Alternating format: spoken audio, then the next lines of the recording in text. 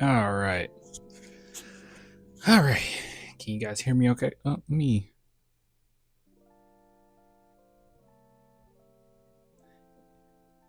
Doesn't feel like my noise cancellation's on in these earphones, but it is what it is.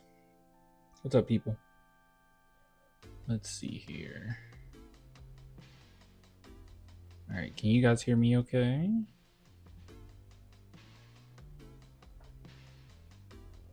Hopefully you can hear me. Per usual. I don't know why I have it over here. Loud and clear. Dope.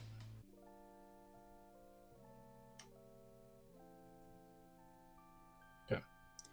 Yeah, hey Clannies.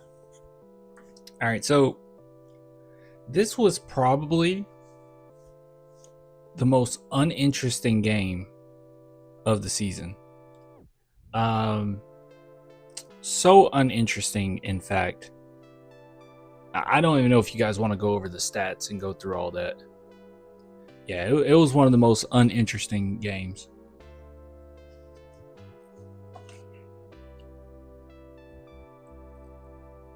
VanVleet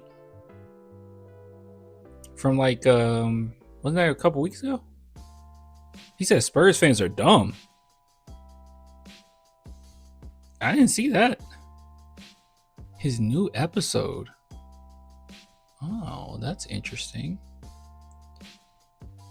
All right, hold on. Let me see. Let me see how many segments we can do.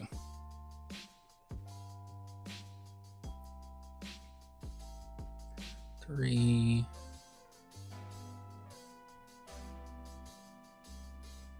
We can do quite a few. Dropped yesterday. Okay, what's the what is the pod? What pod is it? We'll guide you through how to connect your peer. Sorry, I don't know why I have that up.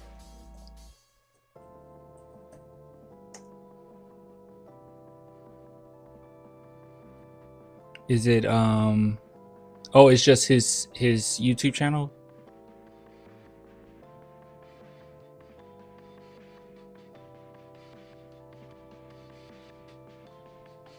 He starts off in the first 5 minutes with that?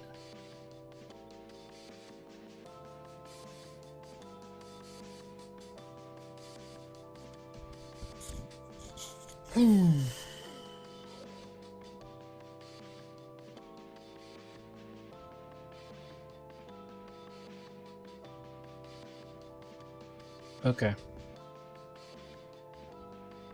Okay, so I guess we're starting off with this. So Chatter tells me, yeah, unguarded, I guess. Okay. Chatter tells me that Fred VanVleet is still talking trash. As you guys know, I don't really like Fred VanVleet. I haven't liked him. I've been holding on to a grudge for a long time, ever since the parade in which he screamed out F pop, put the camera off of himself during their championship parade, said it, and then I thought maybe we misheard him, and then he said it again. I don't really like him. I think that he is a bona fide Spurs hater. And yeah, I don't know. I don't like what he's about. I'll be honest with you. And then we end up seeing a podcast recently in which he said that everyone needs to calm down on the Spurs and they haven't done anything in the playoffs yet, as if the Rockets are just like setting the world on fire. Okay, let's be completely real. Let's be honest here. They did just beat the Miami Heat, but if you look at their recent schedule, they're beating really bad teams, losing against the better ones. So I don't believe in the Rockets. I think they're a very fraudulent, 4th seed now? Very fraudulent. Wherever they are, they're fraudulent. So yeah, so he was very obviously being on the Houston Rockets. He was very complimentary and charitable to them. But then when it came to the Spurs, it was like, they ain't done anything yet. Really gross behavior. But Chatter tells me that he's still talking trash. And this time he's directing it towards us, okay? The Spurs fans, that is. So let's see. Let me see. You said it's the first 5 minutes, huh? Name me another professional. Hold on. It's turned down pretty low on my earphones, but outside of sports where you, and I'm not talking about nepotism either, if you work for your uncle, if you work for your dad, but name me another profession outside of promoting. It's like, so they done messed up by bringing me back. I don't know what. Trevor, For sure. I had no idea. Then we talked about that aggregation shit, but I had no idea or thought of anything pertaining to Spurs fans. I was really talking about the day. oh, wait a minute. Then we talked new with this podcast. One of the most hated Oh, players okay. in the building. And we also have NBA champion Fred VanVleet. Fred, how did it feel being one of the most hated for a week from Spurs fans? Man, there's nothing new with this podcast shit, I guess. You know what's crazy? Is I wasn't even talking to them. I had no idea. Then we talked about that aggregation shit, but I had no idea or thought of anything pertaining to Spurs fans. I was really talking about the day and the moment that we was having on how people was. Dog, you're playing for the Houston Rockets. You're one of our biggest rivals. You know the Spurs and Rockets have a history. You know the Spurs don't like the Rockets. You know Spurs fans don't like Rockets fans and vice versa. What are you talking about? When I was talking about the Spurs ain't done anything yet, I wasn't talking pertaining to the Spurs fans. Of course we're going to be defensive. Are you joking? Like it's like our baby. Of course we're going to be defensive. Duh. Viewing it, but I ain't no bitch though. Fuck you mean? You know what I'm saying? Whoa. No, in all seriousness, what I will say is, for those that don't know, people that do know me, but like, I'm never talking to the dummies. For sure. Like, I'm just never ever talking to dumb people that can't comprehend a clip or a statement or whatever. Like, I'm one of the people, if I see the news, I'm gonna do my own research, I'm gonna look into it, I'm gonna watch the clip, I'm gonna read it before forming an opinion, for sure. And definitely before, like, and I think I told you a little bit, but I went back off Twitter prior to, right? I don't like. So he's pertaining to, okay, so he's talking about Twitter people taking the clip, because I know we personally looked at the entire thing in all its context. I mean, I don't know. We're going to take shots at him regardless because of his history with the San Antonio Spurs. But I thought it was quite laughable how charitable he was towards the Houston Rockets and how it was the San Antonio Spurs who had so much to prove and so much that they have to do before you can even put them in that conversation. That's what I found weird. You're literally on the rival team currently. Just give us our flowers and move on. But as far as Twitter, yeah, they could take that clip. People were taking clips and running with it. But I mean, it in its entirety, like, there's nothing really out of context even from that one clip. Seeing too many opinions all the time. So I went back off. Long story short, I'm getting these DMs from like Spurs fans on Instagram. Like, Ooh, I'm glad you said Spurs fans. But go yeah, ahead. bitch ass motherfuckers. That. I'm like, what the fuck did I do? What'd you say fuck me for? I'm like, all right, cool. So it took me a minute to put it together, and then I seen a clip going around. I didn't. People were going at him like that. I didn't do that. I know none of my people did that. Nobody on this channel did that. You guys wouldn't do that. We're better than that. And the clip was Fred check Spurs fans or some shit. He's not buying the Spurs hype or some shit like that. Whatever the fuck they said. Well, then I watched the clip and I'm true. like, what the fuck did I say? What did I say? Yeah. That was so offensive. But that come with this shit. And what the fuck did they expect though? You play for an entirely different organization. Fuck them. Fuck. Yeah. Yeah, I think be it's all right. I think that's just the internet in general. I don't take no offense to it, but I do want to be clear that I'm never talking to dummies or people that can't comprehend what I'm trying. If you don't understand me, then I really don't really give a fuck. Like it's really not that much. It's not that hard to understand. Like there's no like immense nuance from what he said. Like, yeah, headlines are a little crazy, but like the headline of he's not buying the Spurs. Yeah.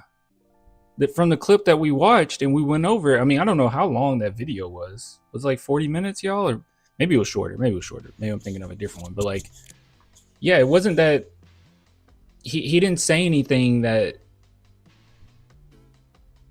like, if you watch the whole clip, I don't know.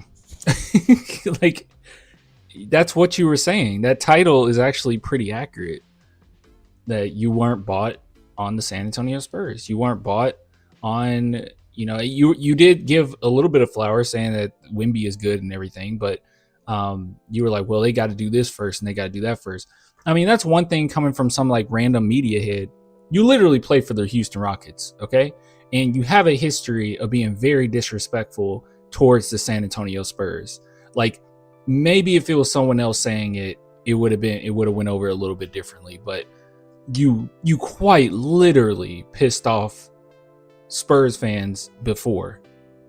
We don't really like you, so I don't think we should be like calling him out as his name or anything like that. I mean, he didn't do that. Like, that'd be one thing if he said all Spurs, well, he's calling y'all dummies, but beforehand, if he said all Spurs fans are this, that, and the third, maybe free game, but yeah, I don't think anybody should be messaging you like that. That's not cool. Saying what I'm saying, and it's up to you how you digest that. The fact of the matter is, they are having a good season, a great season. Yeah.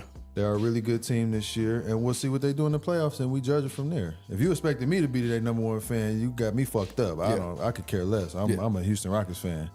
Them motherfuckers in my DM. That's in your DMs, Clint? Wait, what? They know we right hand, you know what I'm saying? Yeah. Oh, yeah. Fred VanVleet, when the fuck is he going to come back? Yeah. Hey, they came to the right DM. Yeah. You let him have it? What? Bitch ass. Yeah, it's cool. I mean, I think, and that's what. Like, that's kind of what they want. Nobody's going to get their feelings hurt if they come in your DMs talking trash and you talk trash back. Like, they wanted to upset you. You didn't do anything. Fred VanVleet not responding probably is better, but yeah, I don't know. Makes the game good and bad too, though. Like, you need fandom. You need a crazy delusion about your team. Not to the point to where you don't understand what the fuck I'm saying, because I really ain't say shit crazy, but whatever. You get your shit off. I'll be back out. I still F with Fred VanVleet. Why? There soon. But that's the thing, though, because, the root word for fan is fanatic, right? And so when you look at it, it ain't nothing but a bunch of fanatics. That's why, I always laugh, joke, and play. Look, when I be talking about my gray hair, I be like, hey, man, this ain't Shipley donut residue. This is gray hair. I done been here for a minute. I was born in the 70s, right?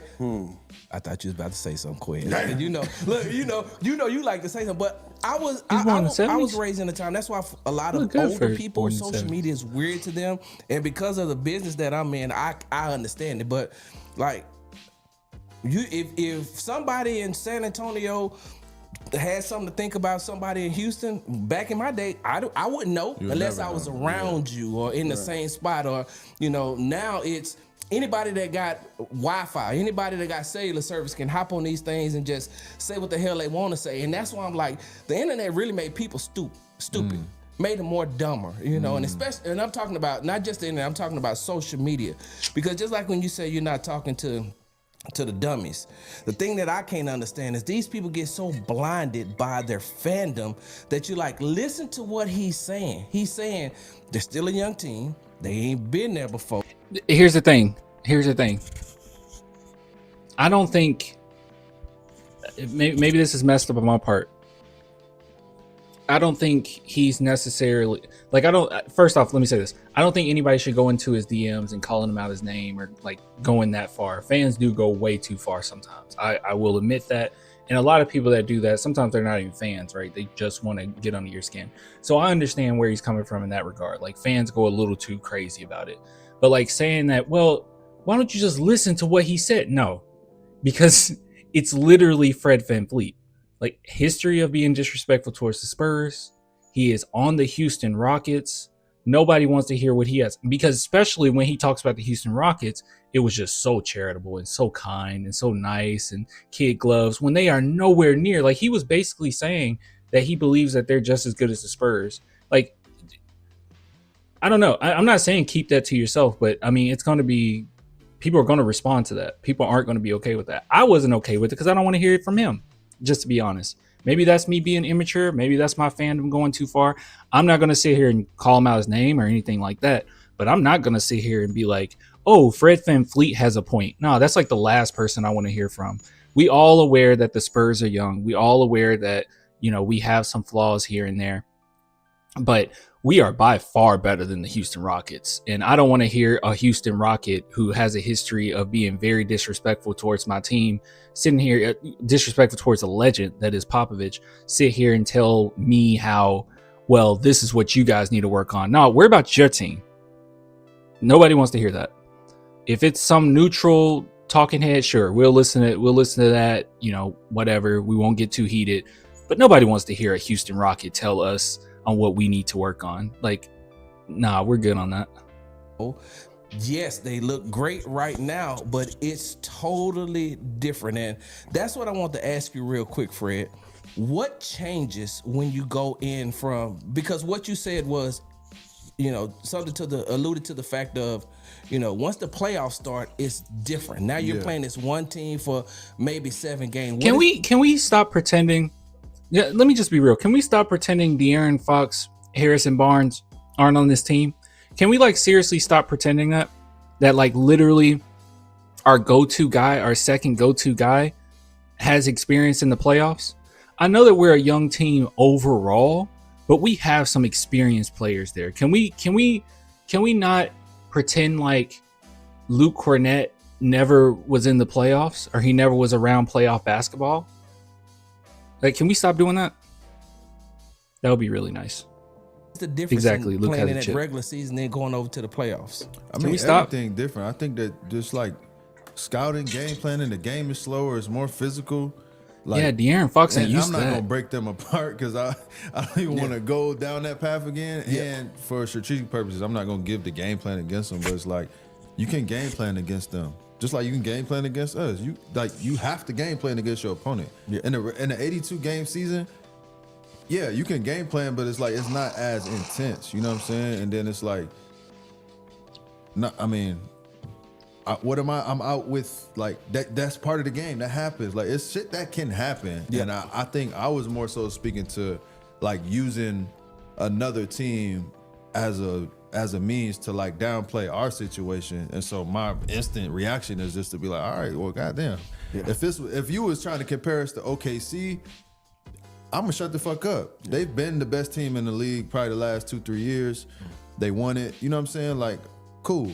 But you comparing us to another young team that's having a better season than us right now, it's just I would say. Can someone explain to me what Şengün has done? Amen Thompson has done? Can someone explain to me what have these players done? I mean, I'll give all the credit in the world to KD. But one of their main scorers, one of their main go-to guys is Reed. What are we talking about? Şengün has regressed? Most definitely. What are we talking about?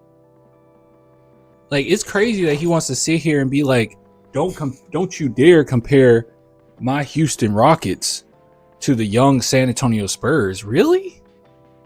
Really? Are the Houston Rockets a team that won these championships and they're just on the later years of their I don't know, man. If it was Steph Curry talking, and he's look, my team is down right now, which I think they're way worse than the Houston Rockets. But if he was my team's down right now, but don't try to compare us. They're a young team, and I'll respect it. What are you talking about? What have the Houston Rockets done? And you want to give all the respect in the world to OKC. Yeah, sure, fine. That's good and dandy. And you want to sit here and downplay the fact that the San Antonio Spurs are literally 71% against the top 4 teams in the NBA. Whereas when you look over at the OKC Thunder, they're 60% against the best teams in the NBA. We're 4-1 against them. But yeah, sure. Just not use the regular season as any indicator whatsoever on what can happen. And the Spurs, a couple of those wins the Spurs had was in a very short period of time. Pretty sure it was a back-to-back, right? We played them, then we played them again. But sure. Let's not compare. It seems like the San Antonio Spurs are kind of the only kryptonite for the Thunder. And this is what I hate too, and that's another topic that we're gonna get to. But like, the same people that's building you up is gonna be the first one to break you down. Sure. Yep. Whereas my opinion on, I'm gonna always wait for you to prove whatever it is that needs to be proven, then you get the credit. Yeah. Versus like, this is the best thing I ever seen. Oh my God, this is the greatest player. This is the greatest team of all time. And then as soon as they're like, oh, they suck. They ain't like, no, they underperforming to your opinion and your standards. And I, as a player, I have a hard time understanding the fan mindset when it comes to like how you judging things, because 9 times out of 10, Yeah, you're just so much better than all the other fans. Listen, I like to give credit for where people are. I'm definitely not somebody who goes too far, right? Like, I think the San Antonio Spurs right now, it's going to be a hard road. I've already told you that there's a few teams that I really do think will give us trouble. If we were to get to the finals and we go against the Knicks, it's going to be a rough one, guys. It's just going to be rough. If we have to face the Timberwolves, second round, it's probably going to be a pretty tough one. So I'm not sitting here saying the Spurs are perfect or this is the best team in the world or anything like that. But I do like to give flowers, when people or teams have shown like they're pretty doggone good. The Spurs, I wasn't expecting us to be this good. I watched every single game. Maybe I missed like half a game. Actually, I did miss half a game. I missed half a game because I had the time wrong on when it actually started.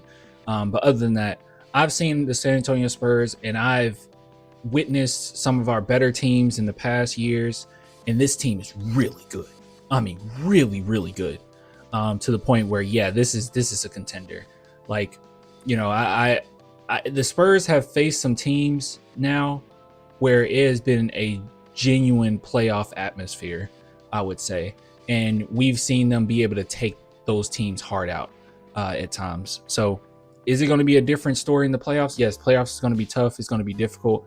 But I don't want to hear the, oh, we're just young narratives. Everyone said about OKC as well. They're just young.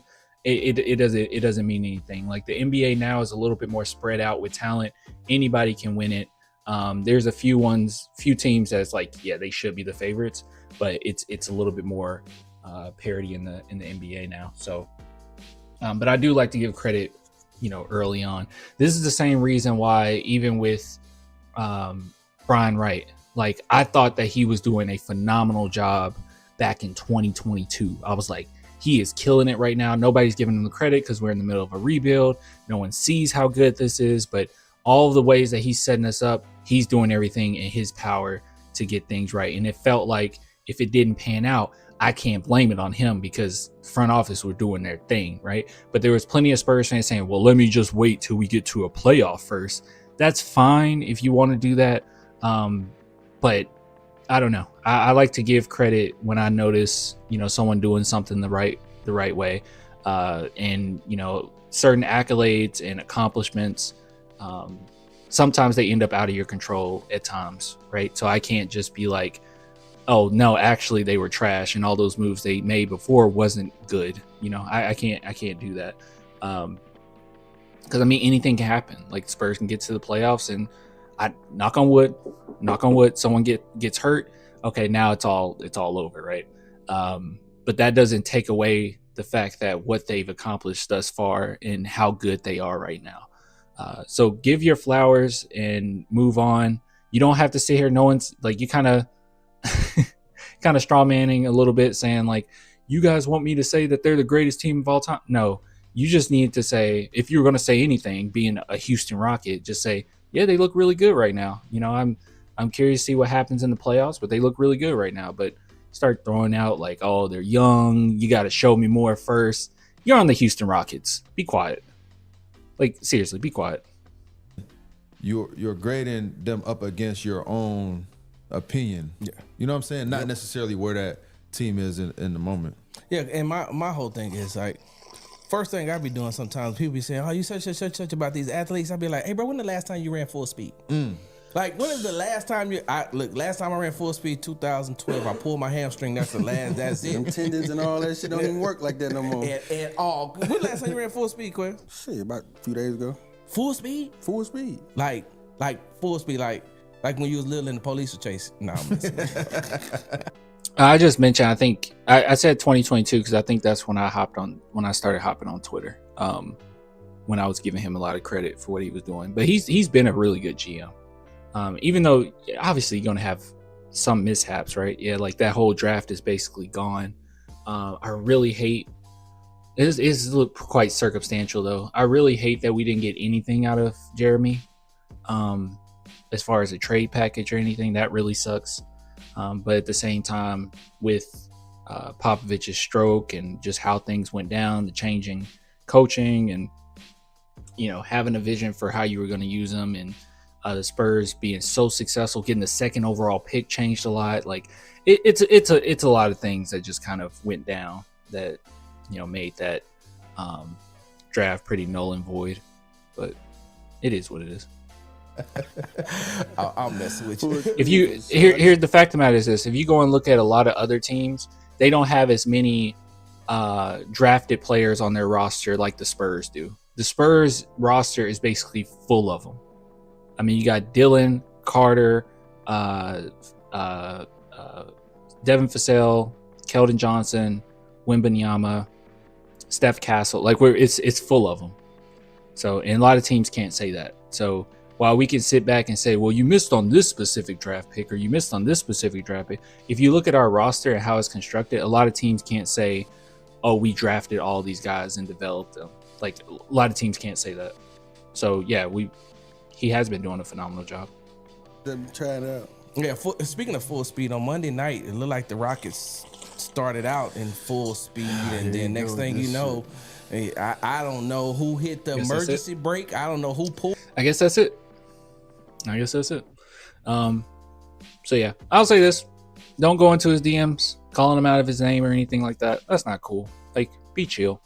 But at the same time, I think it's very warranted to say, hey, I don't care what you have to say. I don't want to hear anything from a Houston Rocket on what the San Antonio Spurs should be doing. I know that's like you need to separate the message from the messenger.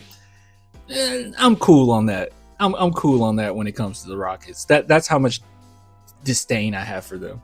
So no, I'm good. I'm all right, actually. I don't want to hear what you have to say about us. And that goes for any of our rivals, okay? I don't want to hear what Jalen Williams has to sit down and say about the direction that the Spurs should be going in. I don't want to hear that nonsense. Us versus the world, baby. I don't care. Thanks for showing me that. I was not aware that was a thing.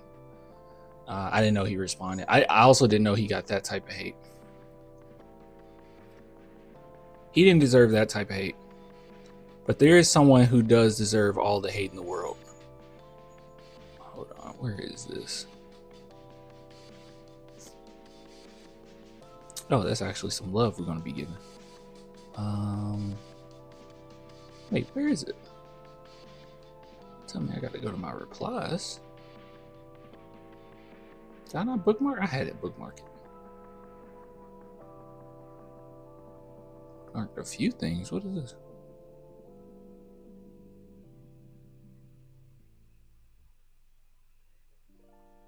Okay. I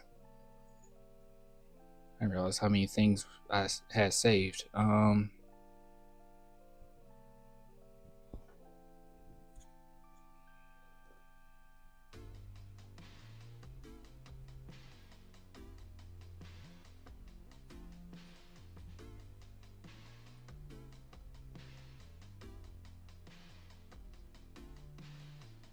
me a second. Gotta duplicate this.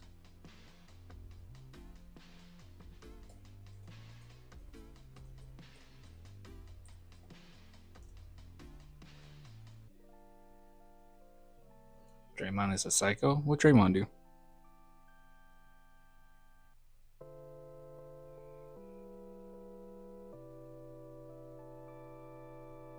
He crashed out on Barstool workers? No. Where can I find that?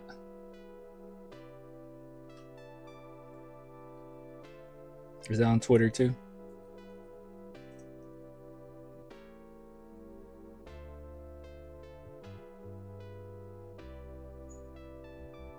Let me see if I can find him.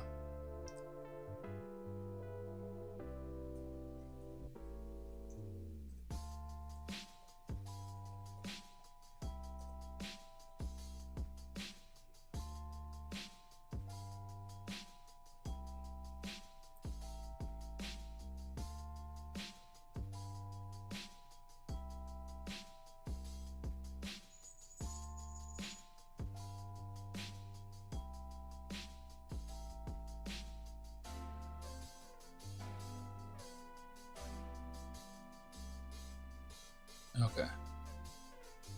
Okay.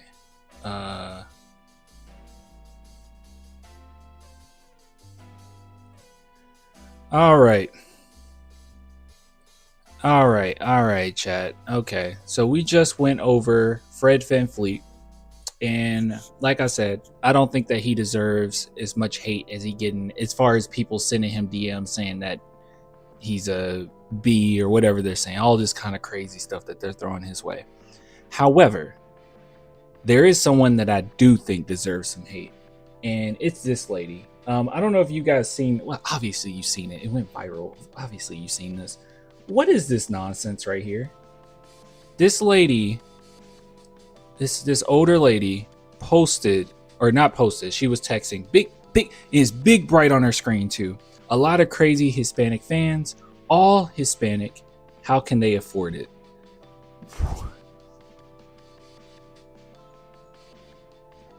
I have so many questions when it comes to this. I have so many. And the San Antonio Spurs, this was so bad that the San Antonio Spurs actually responded. So first and foremost, my first question is, where are you from? I'm not from San Antonio. I've been very open about this, okay? I've been to San Antonio several times, and San Antonio is Hispanic. I don't know where you're from. I don't know if this was like just like her husband taking her to a random game, or they're just on a vacation. I don't know how how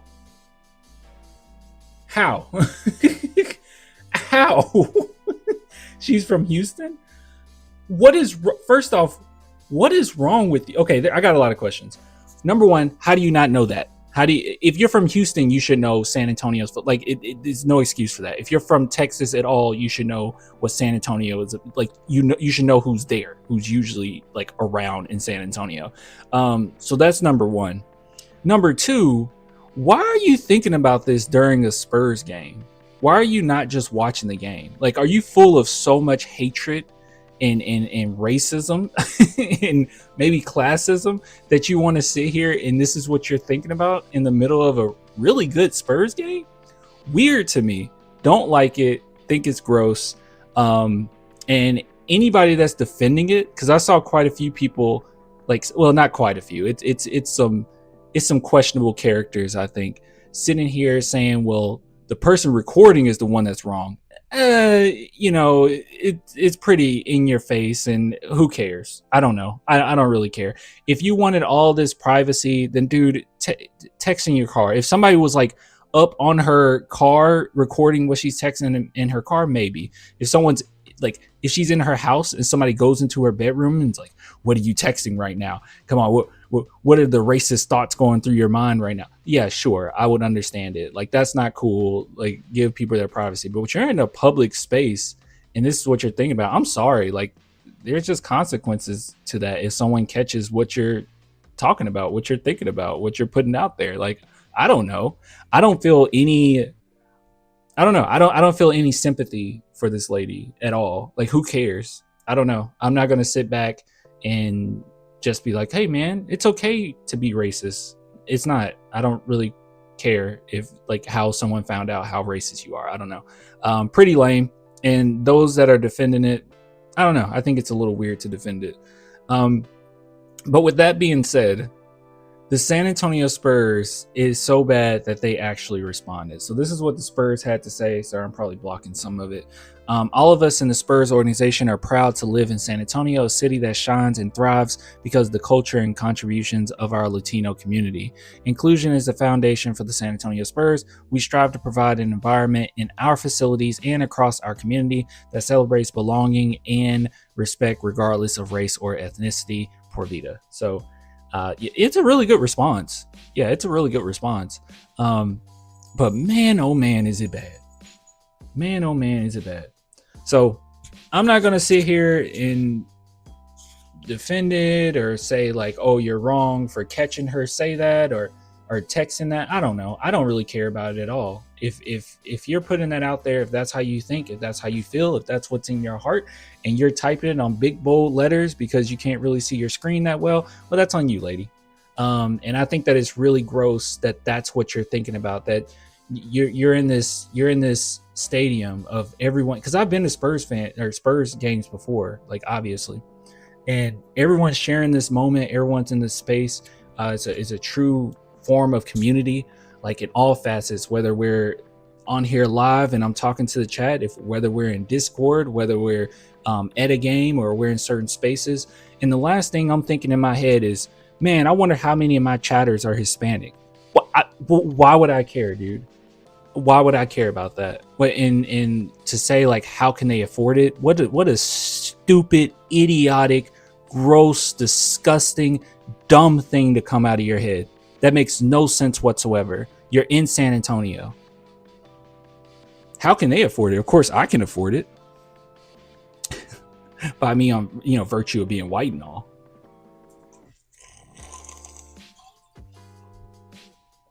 Sick. So, anyways, I think Spurs games are great. It's a great way for everyone to come together, have that form of community. Obviously, I don't care what you are. I don't care about sexuality. I don't care about gender identity. I don't care about race. I don't care about ethnicity. We're all Spurs fans at the end of the day. And I really love how many and how much diversity we have coming to the fandom.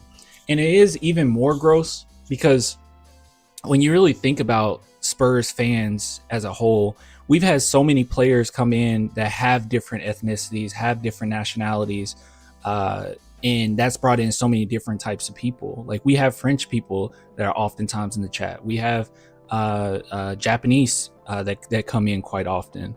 Like it's so many different people with certain backgrounds. So yeah, everyone's included. And yeah, I'm sorry that she thinks that Hispanics just sit around, and I guess she just think, well, they're Hispanics, they're lazy. They don't supposed to be able to afford this game. Yeah, whatever. San Antonians have been supporting the San Antonio Spurs for a very long time. Disgusting. There you go. I'm of African descent. That's what I'm talking about. Drop your ethnicities, drop your nationalities in the chat. That's what I'm talking about. Anyways, hold on. I got a super chat and I didn't notice it. Exactly, bro. Thank you, Gregor, for the super chat. He said the clue to San Antonio's history is in the name. Yeah. Let me see what else we got here. You said they shouldn't have addressed it, I think. The Spurs? What do you mean? It literally went viral.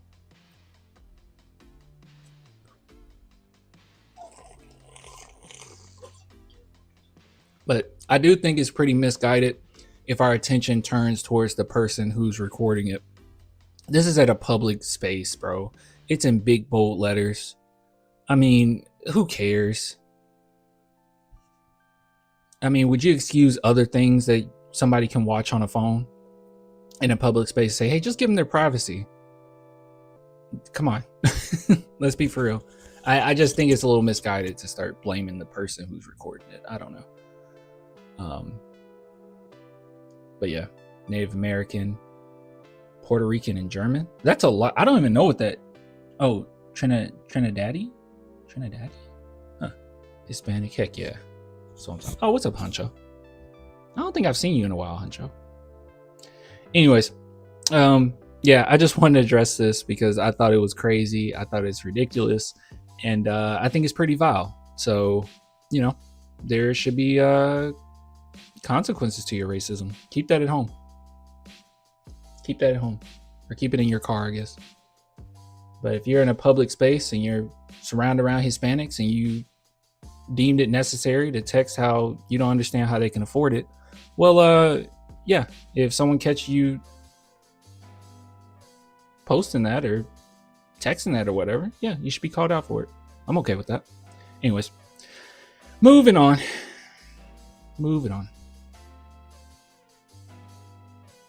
They can't be commenting on every TikTok video. You talking about the Spurs? The Spurs, I mean, they just released this. I don't know what you're talking about. I think releasing a statement is good enough. I don't think you have to like leave a response on every TikTok or nothing. Is that what they've been doing? I don't know. I don't know if you should do that. I think you should release one statement and that should be the statement. I missed the game. What happened between Vic and Siakam? Oh, you saw the little Victor Wembanyama push. Thank you for the super chat. It was nothing. It was just they were getting pretty physical with Vic. It wasn't like a trying to hurt him or anything. It wasn't as dirty as like what we've seen from OKC or Pistons or nothing. But yeah, they were just getting a little physical with them. It was some bit bad calls. Wemby got frustrated and pushed Siakam on the other end. That's all.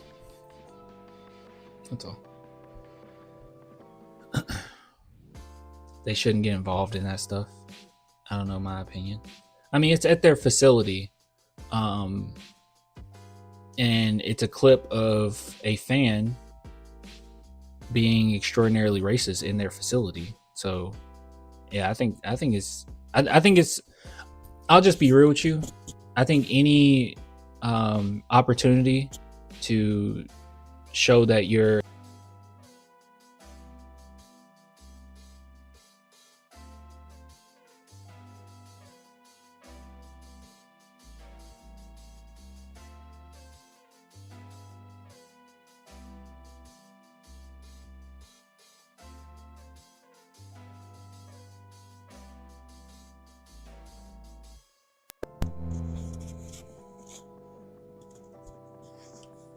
I hope it doesn't go out again.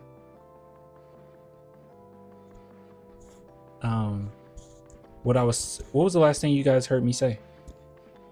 Trying to make sure my mic don't go out. I might have to charge it. If I have to charge it, then we're screwed. Or I would have to use the mic on my thing. Oh. There we go. What was that last thing you guys heard me say? Sorry. What I was saying was anytime, okay.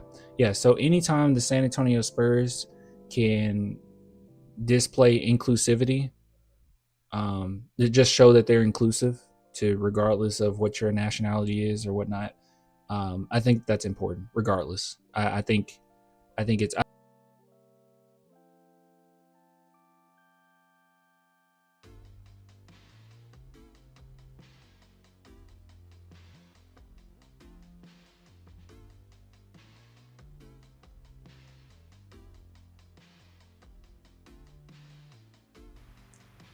How bad is this mic?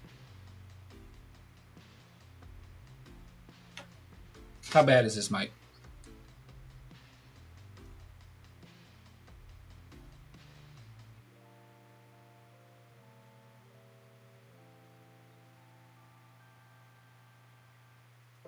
How bad is this mic?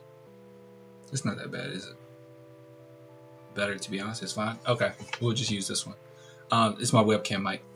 What I was saying was, anytime that the Spurs can show that they're inclusive of different nationalities, gender identity, anything, like literally anything, I think it's important to do that. And I think it's always good to do that. Even if it's a little virtue signaling, even if it can be a little annoying, especially when we already know that, yeah, we know. In this climate, especially in this climate, I think always it's fine and there's no harm in them doing that, ever. If they want to just drop one every week and say that a statement on how they're inclusive, that's fine. I don't care. It's not that big a deal. But yeah, I think that stuff is important. And after something like this, yeah, it makes sense for them to post something and say something about it. Is it 100% necessary? Of course not. But is it, does it do any harm? No. Does it do good? Probably a little bit. So I think you should do it more often. Hey, what's up, Ruru? Where you been? You have an echo, though? Is it a bad echo? How bad's the echo, y'all? Yeah, how bad's the echo? Unfortunately, I don't hear an echo. Okay. Unfortunately, I can't charge it right now because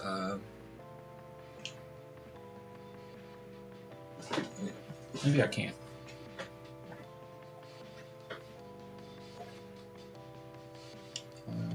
No, this isn't USB-C.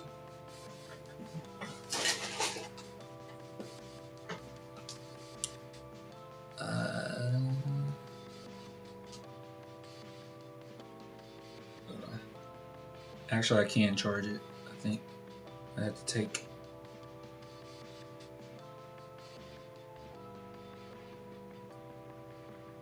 Hold on. I have to take this off.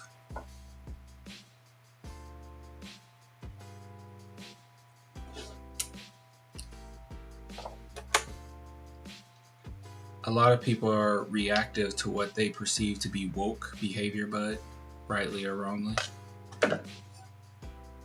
That's where I'm different, because I think a lot of people that don't like things that are woke don't like it because they think it's disingenuous and they think people don't actually believe what they're saying, because they view things in a certain light. But sometimes wokeness, as far as crap.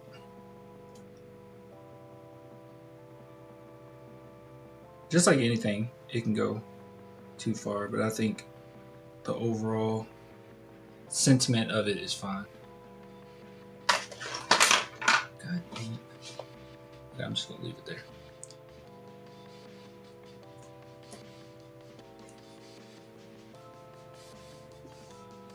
Yeah, I think it's fake. You read my mind? Yeah. See, that's how a lot of people view it. They like, it's fake. It's not real. But I don't necessarily believe that. Not always. Now, these organizations, these big organizations, yeah, I don't really believe them when they say certain things. But I think the overall sentiment in what you put out there is way better than the alternative. If they were openly not inclusive, at least throw that out there, not being inclusive, I think that could be pretty bad. But I also don't want it to get to a point where, because liberalism in general sometimes can cause people to be more complacent. I've been very open on my stance on things. I'm very much so a leftist. But liberalism is one in which people will become very complacent and say, well, it's okay because on the surface everything seems fine, and very surface level sometimes, which isn't good. But something like this, I don't know. I think there's nuance to it. I'm okay with them throwing that out there. I think the overall sentiment should be good. The overall sentiment's good. Anyways, I think it's fine to include people who aren't like you. Of course, obviously.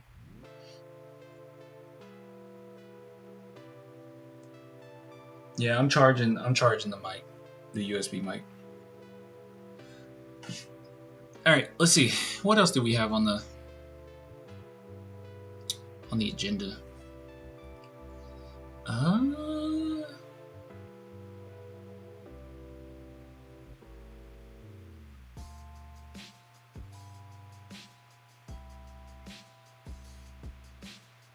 Oh, this is interesting. Okay, so if we can accept an alien, we can accept anyone. Exactly.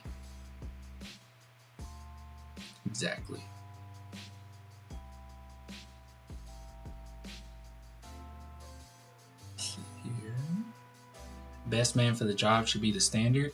Yeah, unfortunately, that is not the standard. Go and look at any CEO. Yeah, that's not the standard, actually.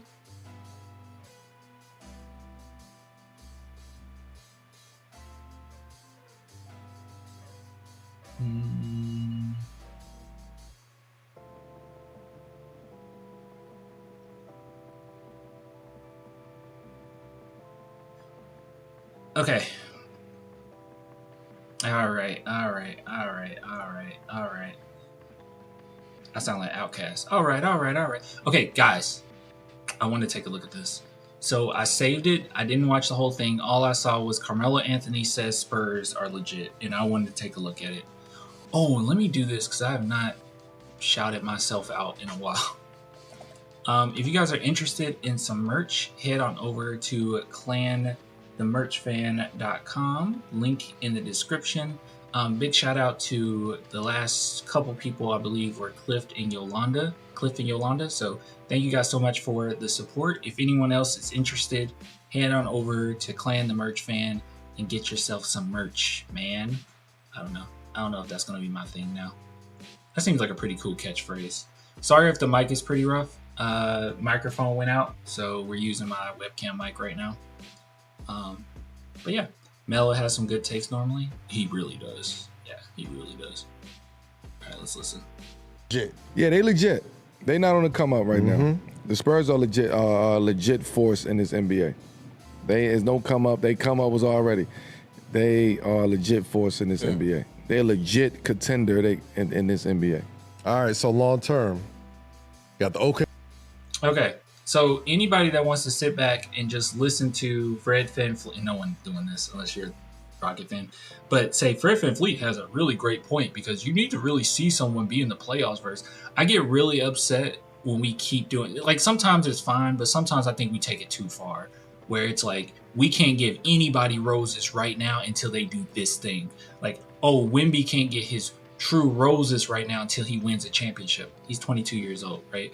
Or like certain players just can't get that. Like maybe, I don't know if they did it with Chris Paul or not, but that would be an example of Chris Paul deserves his roses. But it's gotten so bad to this point where some people will genuinely say they believe, maybe some of you guys believe Russell Westbrook is a better player than like prime Westbrook is a better player than prime Chris Paul. I do not believe that whatsoever. Chris Paul was incredible. But, you know, he doesn't have a championship and, you know, Westbrook doesn't have a championship. So they just say, oh, well, we can just say who's the most athletic and leave it at that. Whereas if Chris Paul would have got a championship, let's say with the Houston Rockets, then all of a sudden the whole narrative changes. So I just think certain players, I think it's important, players, teams, whatever, give them their flowers now. If you end up being wrong and they're not as good as you thought, okay, that's fine. You don't have to hate on them or anything like that. But when you just sit here and say, wait until you do this, it seems like people continuously move the goalposts with stuff like this. The Spurs, the fact of the matter is this, they're really good right now. Fred VanVleet, he's been in the playoffs. He has that experience. Carmelo Anthony has experience as well. And he's sitting here saying they're legit. So people can have difference of opinions on this, but I like to take the approach of what are you doing right now? You know, how well have you been playing the course of the season? And watching the Spurs, my expectations were fairly low. I was saying 4th seed, but they have surpassed that. They have continuously showed a certain level of tenacity, a certain level of togetherness that I wasn't expecting them to have that much chemistry this early on. Defense has been phenomenal. Just it's so many things that championship teams do. And maybe they do get to the playoffs and they fall short and they're awful in the playoffs or whatnot. But that does not take away from the fact that right now, based on the regular season, how other players and teams have played, the San Antonio Spurs should be in that conversation. They're not wearing themselves out. They're not just on this run and sneaking up on teams. Teams know what to expect from them. They're game planning for them. They're being as physical as humanly possible, and it's not working. So I don't know why I would assume that in the playoffs it's just all going to fall apart. But yeah, so not saying we're champions right now. Obviously, I make little jokes about that, but yeah, give them their credit. Chris Paul was a competitor, most definitely he was.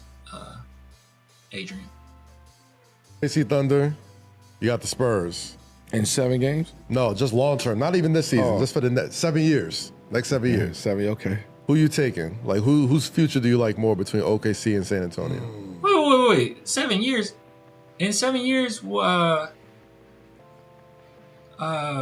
7 years, SGA will be. How old is SGA right now? Wouldn't he be 34? 35? In 7 years? What the heck? Of course you would take the Spurs. What? Wemby's 22. That'd be his prime. San Antonio. I mean, you already have the future. You already got the guy who's going to be there for the next 7 years. So you ain't you know, you're not really ain't no telling if Shea going to be in OKC for within 7 years, I would say. So you just don't. I mean, you got the future right here. But they got a million Shea draft is picks. right now. They got a million draft picks too. Shea is right now, and his window, whatever his window is, whatever he decide his window is, that's his window. You talking about 7 years though? Yep. Yeah. Wemby would be year 10 probably, something like that. Give or take. Give or And take. that's the shit, but like, you know, like It will be his. It's gonna be his next year. Shit might be his now, low-key. Right, they gotta win. I mean, Certain because now you're going games. postseason now. You're going. So now if they win, then yeah, it's his. with dudes like that though, with bigs, you know what I mean? Because you said 7 years. Yeah. You know what I mean? Like, He different though. He not a. like He that's what I'm not a saying. big, Like, that's my eye he- test is telling. Gosh, I probably should have went to the. Hold on, what is this? 7P a block? Hold on. 7P, is that what it's called? Block. Carmelo. Where is this? Oh, that literally is it. Alright, let's see. Let's see if we can find this.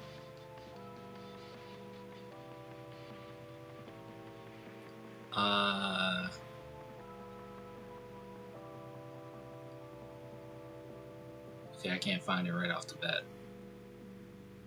Nah, I think that's probably good enough. Oh wait.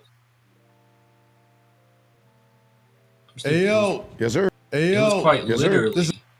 It was quite literally the first video on here. Okay. The 7 p.m. post game presented by FanDuel. Shit. Yo, the Spurs just hit their first 50-win season Skip. in because they got a guy who's like, yo, fucking does everything. Like, what we got, you know? He do everything. Shoot, Man. block, rebound. He different. What's the question? Are they the best team in the league right now? Way ahead of schedule. They've been handling the Thunder all year long. You know what I mean? They're right there at the top of the West. Knicks cooked them. Can't beat the Knicks though. I don't. Speed up. They're very good, bro. I don't think they're the best team in the league right now. The best team in the league is the best team in the league. Thunder. Yeah, But they beat the Thunder. they're the best team in the league. They beat the Thunder a lot this year though. Yeah, a couple games. That's 82 games. Beat him 4 times. That's true. You know what I mean? But We ain't hanging out season off of losing 3 times to San Antonio. But there's no train of thought to like 4 times. they have Wemby, son. Like they No, have the let one. me be clear. San Antonio is very fucking good. Right. Like they're very, very fucking good. Right. And Wemby just put them over I'm saying the I'm top. saying I just think they OKC's battle tested. They ready. They the defending champs. Like they gonna go defend the champions. You know. By the way, I do think that this is fair. Like, we're not OKC. What makes them so doggone good is, I mean, we've dealt with injuries too, but their injuries have been kind of insane, and it hasn't stopped anything. I'm actually shocked how well they hung on to that first seed, especially with how much of a tear we went on in February. And they had so many games coming up, which we're kind of past that now. And I was thinking that, okay, they'll split these and we'll take it. No, they have been winning all of them, many of which in crunch time. So, yeah, I mean, as far as who's better, I think overall they're better, just to be honest. I think overall them as a team is better. But the real factor is just going to come in matchup-wise. And if the Spurs can weather the storm and get to play OKC in the Western Conference Finals, then we'll be better than them. right? I think that how we're constructed, we're better than them, but doesn't necessarily mean that we can beat all of the same teams that they can beat, in a playoff series necessarily. I don't know. But I think that's fair to say they're the best team right now, therefore they're better. That's fine. Defend their shit. I don't see San Antonio like. Yeah. SGA's numbers are kind of insane, bro. Right now. Taking that all away season, from them. all season long, it's been insane. Right now. Okay. I don't see it. I You don't got some know, really bro. good teams in this league. Yeah. Detroit absolutely. is very good. Absolutely. Boston is very good. Golden State, Knicks is very good. Mm-hmm. Cleveland is very good. You know what I mean? San Antonio is very good. Lakers are back are, up there. You know what I mean? very good. So to say that they the best team in the league, that's tough. It is tough. It is Not tough. when you got OKC sitting at 1 in the overall league. I think Yeah, it just it's speaks not to how lyrically. deep the top of the league is, right? Like it feels like around this time every year, there's a clear favorite, and then there's like everybody else. Yeah. There's like 6 or 7 teams that if they won a chip this year, I wouldn't be shocked. Like, Yeah, but most teams know. yeah, We gotta go through OKC. Yeah. Like, it ain't Denver, it ain't Houston, it ain't Lakers, it ain't, it's OKC. We gotta get through OKC. That's just what it is. outside of Wemby, what else stands out about the Spurs that makes them one of the top elite teams? Their connectivity, like they real connected over there. Like Wemby got them really, really connected from the fans to the guys on the team to the way they That's a handle really good point. post game and the way that they get they. Yeah, Wemby is kind of, obviously he wasn't around during, Popovich heydays, but he even though Popovich isn't his coach, it's just by virtue of who he is as a person, he feels like an extension of Pop regardless. Like Pop is one where he knows every single player's name, every single coach name, obviously he knows the player's and coach's name, but every single person that contributes, the towel guy, like he knows everybody. He knows the custodians. He talks to everyone. He feels as if everyone is a part of this thing. Everyone is important. Everyone makes this train go. And the fact that Wemby got the fans involved with the Jackals the way that he did is actually insane. It truly is an insane thing for him to do that. Nobody else that has played for the San Antonio Spurs have done anything close to this. And it really does just make you feel like you're a part of it. Even me not being in San Antonio, not being part of the Jackals, not being at those games. I'll be at a game pretty soon, but not being at those home games like that, I feel like an extension of the Spurs. More so now than I've ever have. And it's because of Wemby.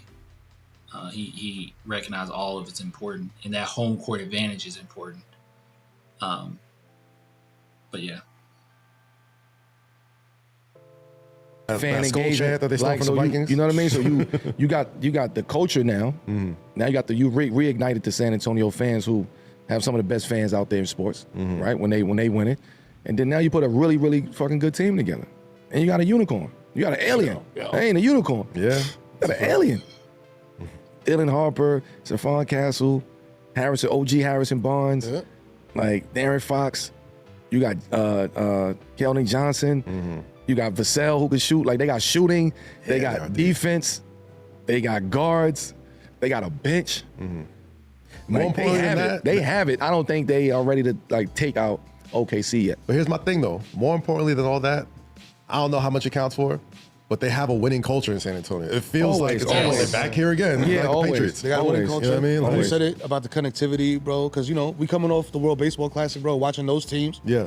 And the connectivity on those teams and the fan base is going Facts. crazy. Wemby done started a wave in Yeah. San Antonio. You know what I'm saying? Like, he got everybody playing out of their minds, you know what I mean? Like you said, connected. That's that Really, like- Euro. That's that Euro League football over there and basketball and Yeah. then the arenas and they got their fan Chants base. and shit Like we going. talking about real fan bases, real fan clubs. Like basketball don't really have fan clubs over Yeah. here. It's more football might have a fan club. I don't think baseball got fan clubs. Like Right, football right. got fan clubs. Right. He's right. Yeah, basketball doesn't. A lot of people aren't even fans of teams anymore. A lot of people are just fans of players. Which I mean, it just is what it is. It's not something I have like a strong opinion on one side or the other. But if I had a preference, I would definitely prefer people just being Spurs fans. and us being crazy about it. But yeah, we don't have the same type of. Over there, You got the they doghouse known and for shit. fan clubs. Like the fan clubs, the leader of the fan clubs over there is they big, they major, they popping. They control a lot of shit that goes on inside those arenas and outside of those arenas. As far as how we stay connected with the fans. If it's not for these fan clubs over there, like a lot of this shit wouldn't be the same. Yeah, and it's funny. Like I think that's so important too. Like we talk about fans and what they mean to the game, because I really do think that translates to 1000%. winning. You know what I mean? You see Like, San Antonio. I think if you don't got, You see OKC. I think if you're I was like that until 22, 23. Like what? Are you responding to someone in chat or something I said? Like you were like a crazy fan or? Oh, you mean you were like a player, a fan of a player until then? It happened, bro. It's nothing. Like I wasn't a Spurs fan initially. Like I mean, I wasn't a fan of another team, but I was a Manu fan. Like I was a Manu fan, and by virtue, I loved the Spurs. Like I started off Manu though. It wasn't long though. It was literally maybe like a few months before I became like a Spurs fan. But it started with Manu. Spurs versus everybody, we choosing us every time. Go Spurs, go. I wonder if Ruru is earlier in the stream. Are you early in the stream, Ruru? Because I feel like we said that earlier. She might be earlier in the stream right now, which is okay. I was a Kyrie Irving fan growing up, but became a fan of Spurs in 2022-23. Oh, okay. Yeah, now the Hawks 404 section doing Ole chants and getting interviews. Oh, really? I mean, it's good. It's good for the league overall. I want all team. I mean, I'm okay with them copying us. Like, I don't have a problem with people copying. I would love for the NBA just as a whole to be like that. Like, I want an antagonistic. I mean, not like trying to hurt people or anything, but I want an antagonistic away game. Like, I want to go to NBA games that aren't in San Antonio, and when I'm watching the Spurs, like, I want to hear like just teams. I mean, fans just love their teams and like are heartbroken if the Spurs were to beat them. Nowadays it seems like you especially go to playoff games, it's a lot of people there just for like the event, like it's just like, oh, I got some tickets from my job and I'm gonna go, or I'm taking some of my work buddies and we're gonna go watch a game, but they're not fans, at least I don't know if it's like that in San Antonio. I know it's like that with the Memphis Grizzlies for sure. But I want fans. team doesn't have a signature thing that y'all do at the end of the game, I don't think you're connected. I don't think you're gonna go far. Like No, KC bark. OKC after they The win, dogs bark. they got everybody together in the post game joint. The San Spurs, Antonio. they got that big ass drum that they do with the Vikings now at the end. The Knicks, they got the hard hat with the Timberland boots, like, you know what I mean? Like just something that shows like, yo, we're all, we like this. Yeah, we fuck and with it's each something the fans like too, so it makes it a thing. So I don't know, I think that stuff really, It matters. Really Everything does matter. matters when you're trying to win, and you're trying to create this bond. Everything matters in what you do. Everything. So, like with that team, like, like with young teams, you know what I'm saying? Like it gets to a point where you see the switch flip, you know what I Yeah. mean, so to speak. So are they in their moment where that is about to happen? You know what I mean? Where they come when they go from being on a come up to, all right, they legit. Yeah, they legit. They not on the come up right now. The Spurs are legit force in this NBA. Okay. So this is where we left off. And let's skip on here. Decide his window is, that's his window. Something like that. shit might be his now, low key. Right, they gotta win. I mean, Certain now you're going games. postseason now. So now if they win, then yeah, it's his. With dudes like that though, with bigs, you know what I mean? Because you said 7 years. Yeah. You know what I mean? Like He different though. He not a. Like, he's that's what not I'm a saying. big, Like, that's my eye he's test is telling me tall that. as shit. I'm But about to say, he's pardon the left, he don't got like the hips that like most 7'5" dudes got. That like He don't look like he's not built like yeah, Joel like Embiid. you look at Yao, you know what I'm saying? He was big, but like his hips was like, you could tell like eventually like all that height was gonna, you know what I mean, compress his body a bit. Wemby's built so like slenderly that it don't, you know what I mean? It's weird to It's describe. not that like, much pressure on his feet, on Yeah, his joints. yeah, Like yeah. he's not very like he's not big as far as muscular or carrying excess weight. Like he pays attention to his body and understand the body and the anatomy and all of that. To where as though they're gonna do everything they can do in their power and utilize everything that they can to keep him healthy. So yeah, he is gonna be here for a long time. 7 years, ain't no telling where he's gonna be at. That's a fact. That's a fact, man. 5 Pete. That's true. That's true. But the Thunder still got He said 5 Pete. Man, guys. Oh my God. I want to be so annoying. Oh, I want to be so annoying. Gosh, give me a Jordan run. Just give me one Jordan run, bro. $1 million draft picks, and they can mess around and be in the lottery this year and get like another. The Thunder would be good for a very long time. They're going to be good for a very long time. Yeah, it's crazy. I'm not saying they're going to win all these championships, but they're going to be good for a very long time. Facts. I'd rather take that. Melo is like kind of the best when it comes to commentary on the NBA, isn't he? He's kind of the best. Yeah, I love to hear what Melo has to say. Good stuff. I don't know if I have anything else to add. I wish Melo was a Spur. Hey, just calm down. Let's calm down. I wish he was a Spur consultant. Melo being a Spur back in the day. Nah, I'm okay. I do love Melo, but nah. Y'all, you remember Lynn Sanity, and when Melo came back? Nah, I'm okay. D-Wade's actually not too bad as far as what he has to say, like stuff he has to say.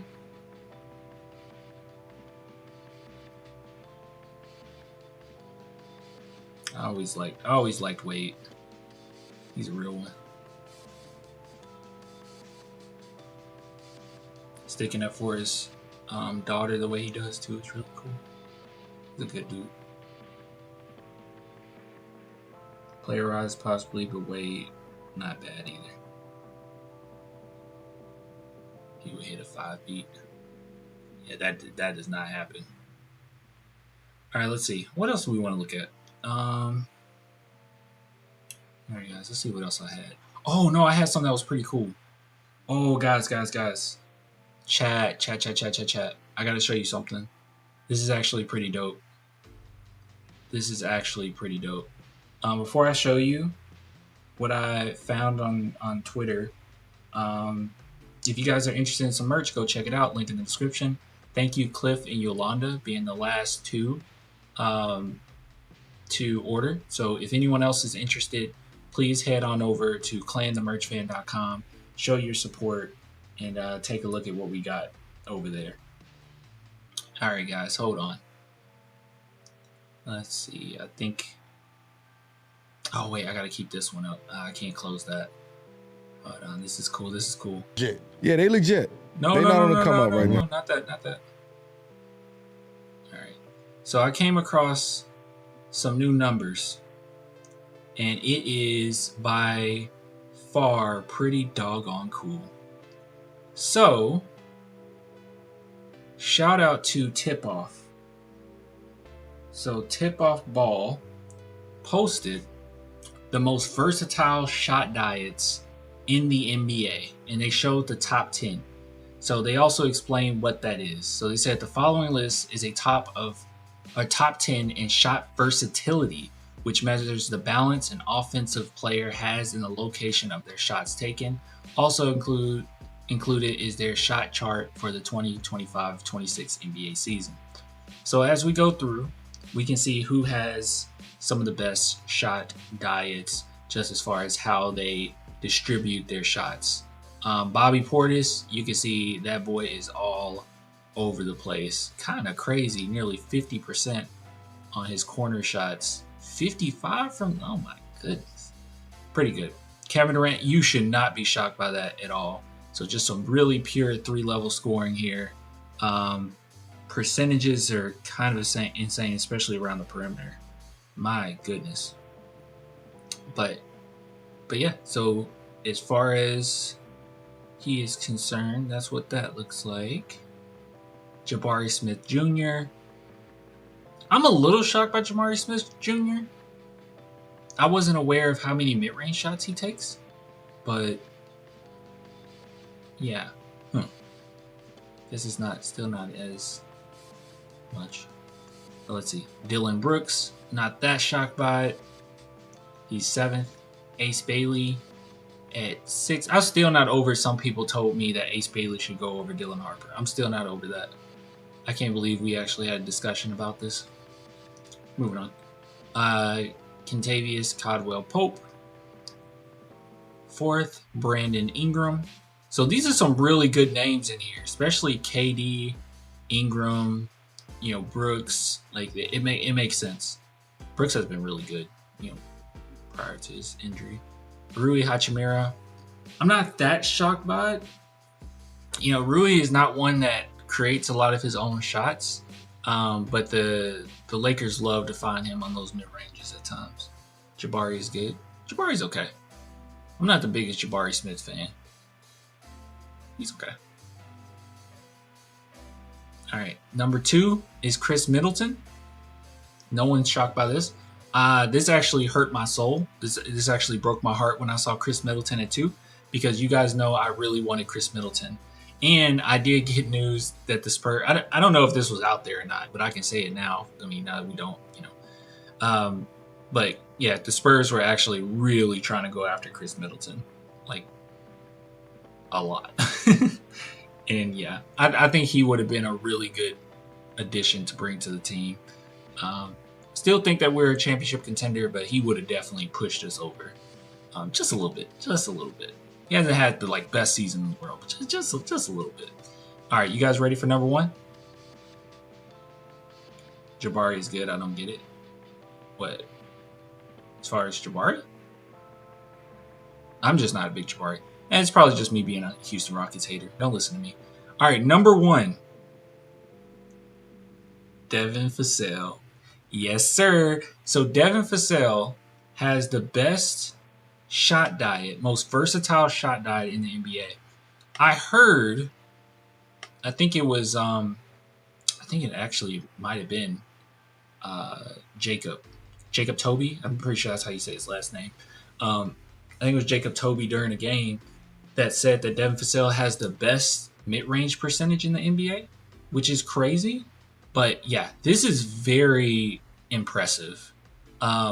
So he's shooting from all over the place, and this is going to be so helpful, especially in the playoffs, a player that's as versatile as Devin Vassell. Because one thing people kind of forget is that any given night, now I don't think you can do it maybe 3 times in a series, right? Maybe twice, but all you really need is 1.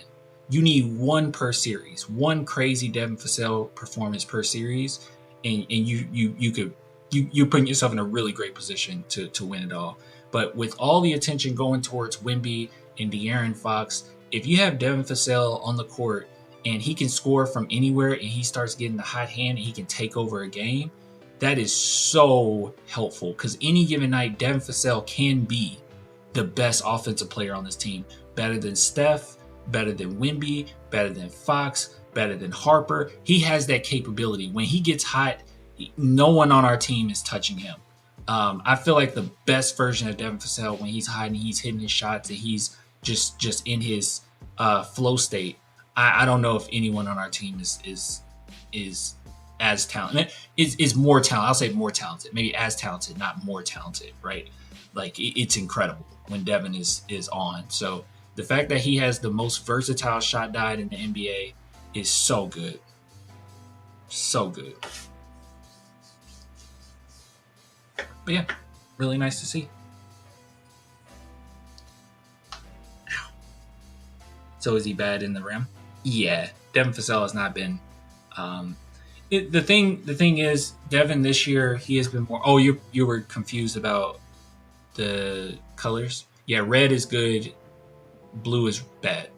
So as far as him finishing around the rim, 53% around the rim is not good. Obviously, like you can see, Kevin Durant's he's like red everywhere. But yeah, so it's below average. But also, Devin Vassell has been playing a lot of outside in.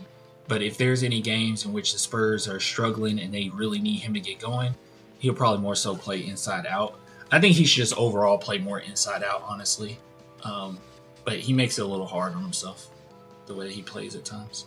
I'm just saying he's capable of shooting anywhere, and he's not. He doesn't shy away from it. But this is one of his worst years as far as finishing around the rim, I would say. But yeah, blue is bad. So blue is bad. And the corner, obviously 33%, in a corner 3 is not good. But yeah, he's like nearly 50 on the other side of the corner. But just any given moment, he can get going. And as you guys know, the Spurs oftentimes like to do those off-ball screens and give him the ball right around here, and he is hitting a crazy great percentage. So Spurs have definitely got some number guys, right? And they just kind of focus in on what are you doing right, what are you doing well, and those are the majority of shots, they start trying to get him to take. But I wouldn't be worried about the blue, honestly. Like I've seen Devin Vassell in a flow state, and he can finish at the rim. His mid range is butter. Yeah, apparently. I mean, that's what they said. Jacob Toby. I'm pretty sure it was Jacob Toby that he has the best mid range shot in the NBA as far as the highest percentage, best percentage mid range shot in the NBA.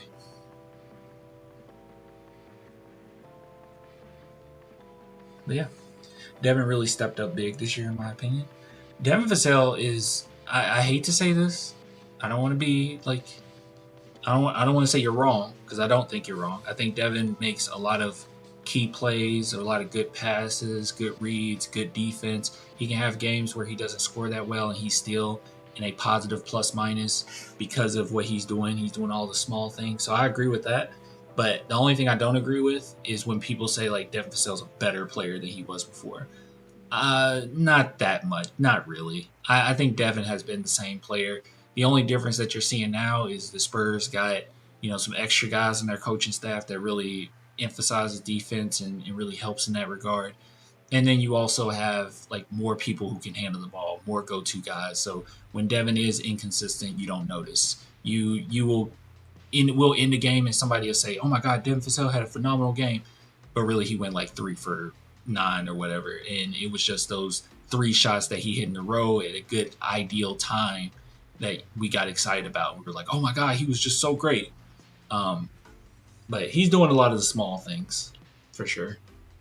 He's very important to this team. And when everyone's getting all the attention, then you have to deal with Devin. That's frustrating. And when he gets hot, he is hot. No one's touching him. He's hotter than... No, I would say he's as hot as Julian Champagnie when Julian gets hot. Like, it's crazy. Anyways, but yeah, just wanted to show you this. Good stuff. Good stuff.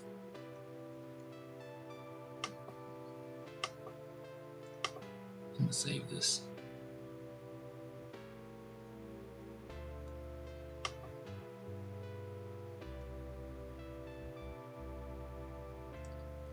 All right. Let's see. All right. What else did I have? Oh. Okay, chat. We got something else here. Apparently, the beloved Jason Williams. We love Jason Williams around here. He's the guy who's constantly talking trash about the San Antonio Spurs. Something happened in a pickup game. So I already told you guys, I think he's an absolute clown. Okay? Everything that he says when it comes to Wemby comes across as xenophobic. It's very dumb. It's very silly. He doesn't know what's actually going on. He doesn't watch the game. He teased Wemby for crying after winning a game. He's brought up, some true trauma about his childhood, but kind of played it off as if, oh, that's just how it is. Like, oh, my dad would beat me if I cried. Yeah, that's pretty bad. But yeah, so I think overall he pushes a really nasty narrative surrounding around the Spurs. And a lot of times when people really suppress their emotions to him actually basically saying that on the podcast that he does that, it oftentimes can come out in really toxic ways, more acceptable ways, right? So that would be aggression. So let's take a look and see what actually happened here, though. I might be poisoning the well. What if you did convert to Panthers, Hurricanes? No, God, no. I was born in West Philadelphia. Why we switched to 11? Born and raised. Well, what the fuck? We're trying to win, too. Those are your days. Y'all got 15 motherfuckers. Whoa. So are we. It ain't got nothing to do with it. That's right. They blazing because I'm the NBA champion. You ain't shit but a hairy-ass chested motherfucker. You ain't shit, cuz. You got a win. There we go. Bitch, you ain't got no motherfucker. What's that? You got me fucked up. You do this for this shit. I don't do this for for this shit. Bitch, I'll fuck you up, bitch. This is real. Y'all know this play, I'll knock your motherfucking ass out. This ain't for Boy, TV, Nicky smokes bitch. us. This real shit, but this ain't Barstool when I'm with it, bro. I'll fuck you up. You talk to me like that shit, cuz. You got me fucked up. Let's go. You got me fucked up. Hell yeah. Watch. We got those shameless guys. A little nervous. Oh, they're not not to going me, to. cuz. Puss ass. That's a lot of talking. This dude ain't really taking it that serious. The weak is always the loudest. Shaking my head. Yeah, that's a lot of talk. I mean, calling him a B, and are we for real? Like, Don't talk to me. oh, then Puss ass. he called him a gardening tool, y'all. Puss ass. Oh, my God. Don't, hey, and I said that for puss ass. Talk to me. Fuck up. Oh, they're Don't not talk to gonna me, cuz. Puss ass hoe. Don't talk to me. Puss ass. Puss ass. Oh, my God. Don't, hey, and I said that for everybody around here. Don't nobody even fuck with you around here. Oh, They don't boy, fuck now with he's you getting around nasty here. with it. Nobody likes you. Kate, be careful, Kate. Puss ass. Kate, get in there. What do you got? Yeah. Hey, listen. Turn the mic on. Yeah. If y'all want me to be me, y'all shouldn't have sent a woman to talk to me. Tell a woman to go talk to that puss ass. I'm not a real woman. What?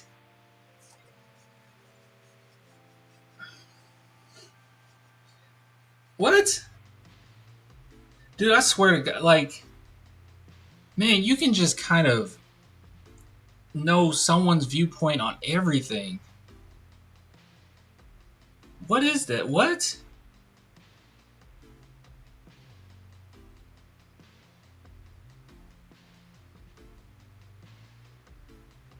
What? I swear to God, this person, Jason Williams, probably has the worst worldview about everything. Most vile worldview about everything, dude. What is he trying to say here? Hold on. Maybe I'm misinterpreting. So the lady comes over to talk to him, and he says, what? What do you got? Yeah. Hey, listen. Turn the mic on. Yeah. If y'all want me to be me, y'all shouldn't have sent a woman to talk to me. Tell a woman to go talk to that puss ass.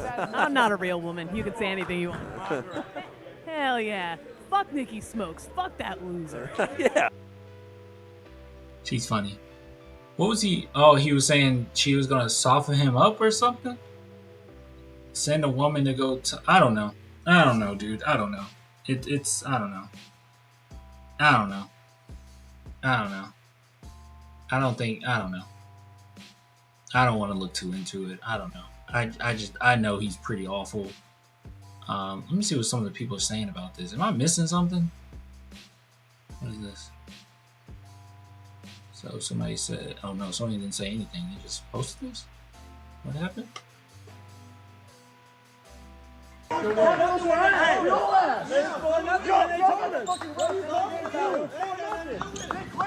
the pros, and they're going to whistle for you. You ain't shit with a hair ass motherfucker. You ain't shit, cuz.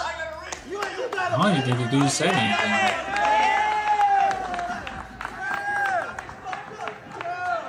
You got me fucked up. You do this for this shit. I don't do this for this shit. But y'all fuck you up. This ain't real. It's like that. Y'all know this play. I'll knock your motherfucking ass out. This ain't for TV, bitch. This real shit, but this ain't Barstool when I'm with it, bro. I'll fuck you up. You talk to me like that shit, cuz. God. And these guys are not, like, you can see the guys around, they're not tough guys. Like, you can talk real tough to guys that aren't tough guys.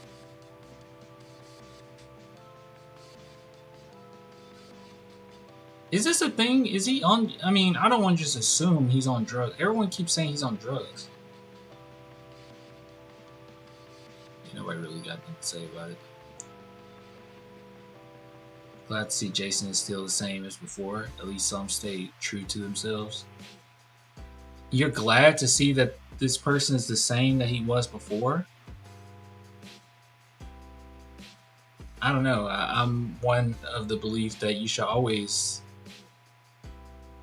be adjusting through life. I don't think you should be the same person you were when you were 20 that you are when you're like 40 or whatever. Yeah, so no growth. Yeah, like I'm glad to see he's the same person. Got to stay true to yourself. Like you can create what yourself is. You can create what the truth yourself is in many facets. You know, maybe not in facets of like, this is what I like, this is what I don't like. Maybe, you know, if you like mustard, I mean, you like mustard. You can't really change that, I guess. I guess maybe you can find ways to do it. I don't know why you would, but I don't know. I think emotional regulation, that's something he probably should have learned as he got older. I don't know. I want to know what they were even on about to begin with. I need context. I don't know. Whatever it was, it seemed like he took it quite far.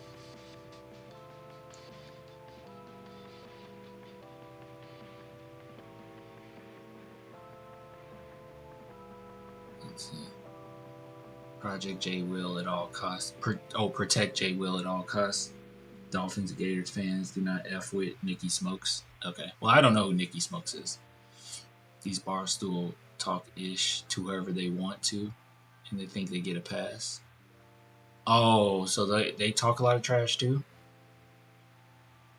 Okay. I don't know. It all looks silly to me, to be real. It all looks a little silly to me. Anyways, moving on. But he did lose it. So, what should we name this one? Spurs hater loses it in pickup game? I don't know. I don't know.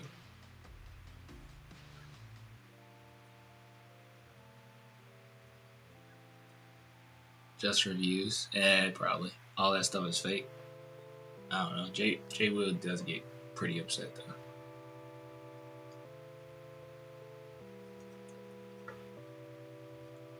All right, let's see here.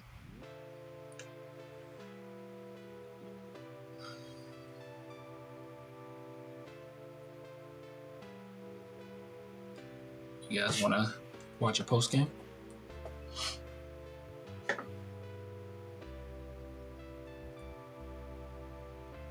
Funny enough, but post games don't do as well.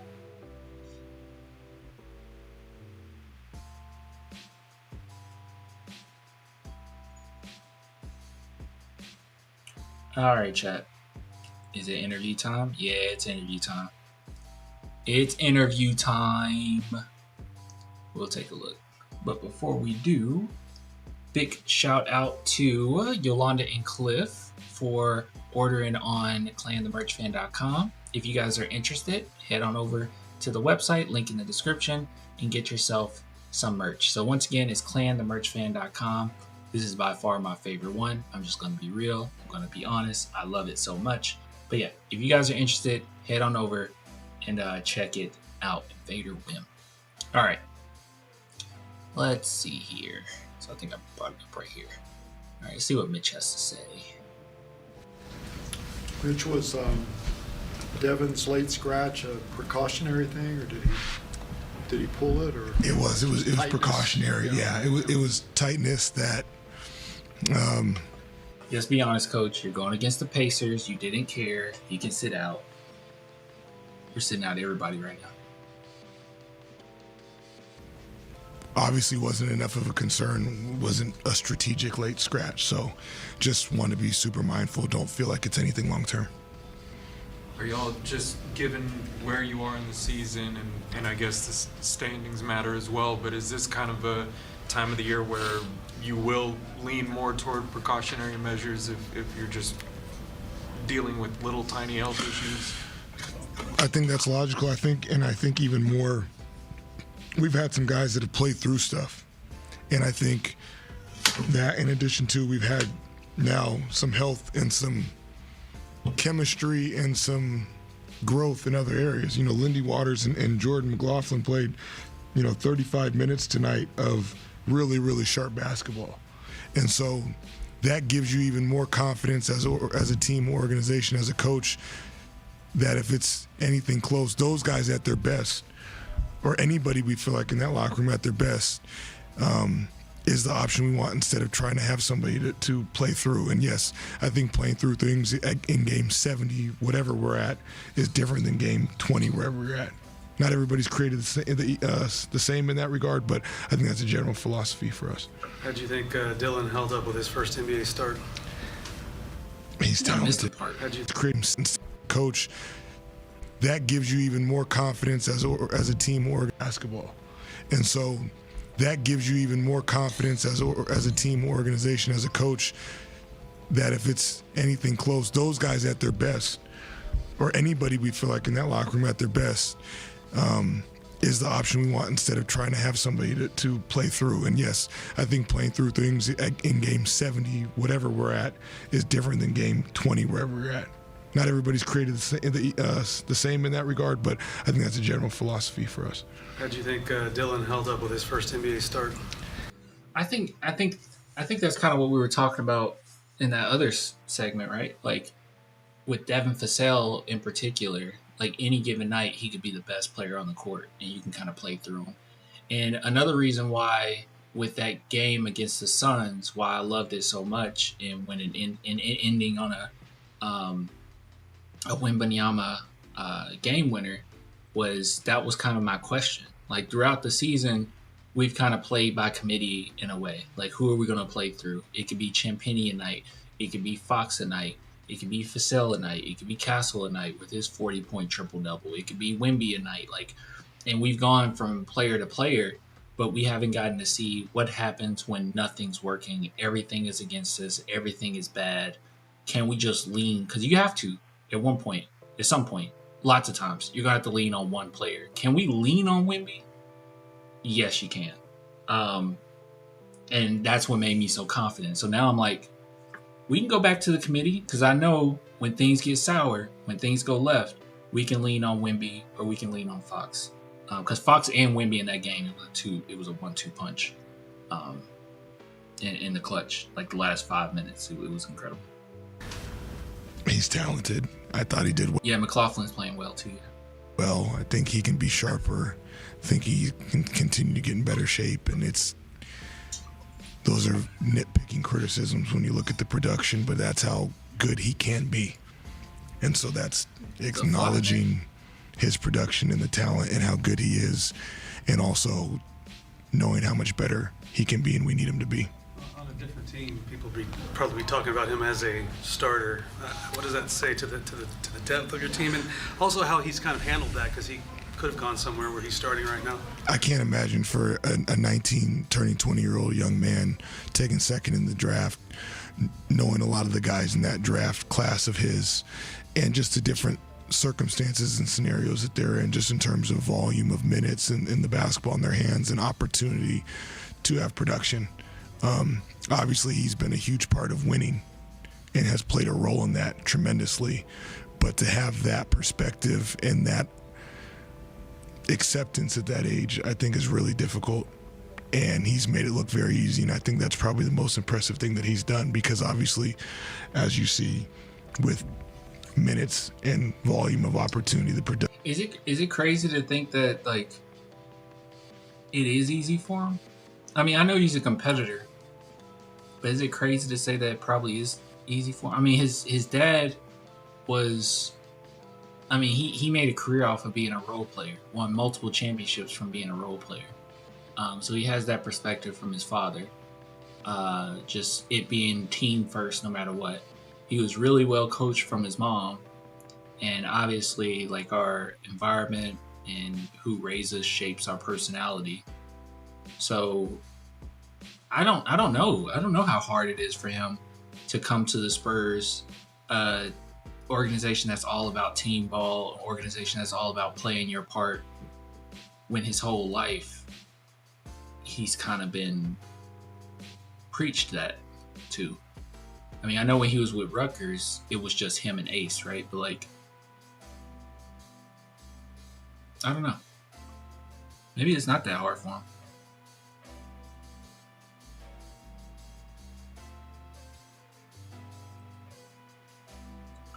What's up? You wanted to talk about this?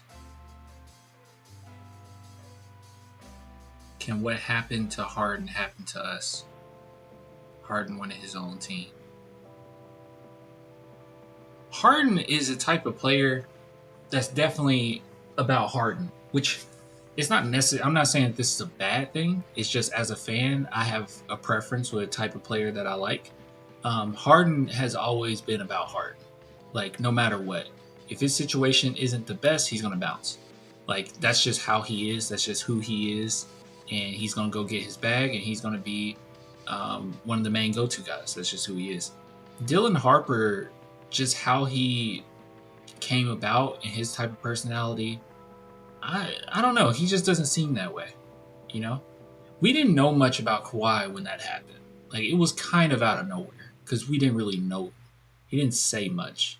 And I'm not saying we know any of these players straight up or anything like that, but Dylan Harper, just based on his background and how his family is and his father's history as well, I don't know. I'm not going to...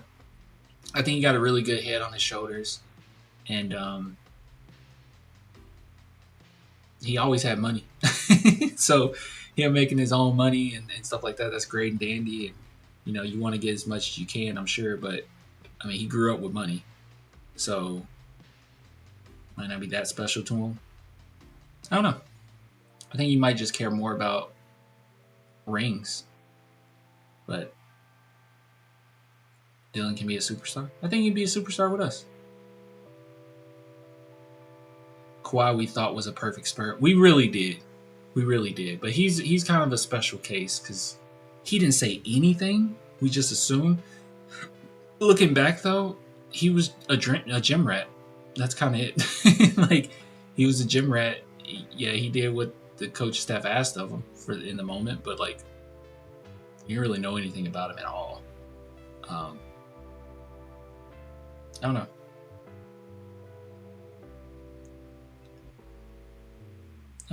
I don't think it's really something to worry about, honestly.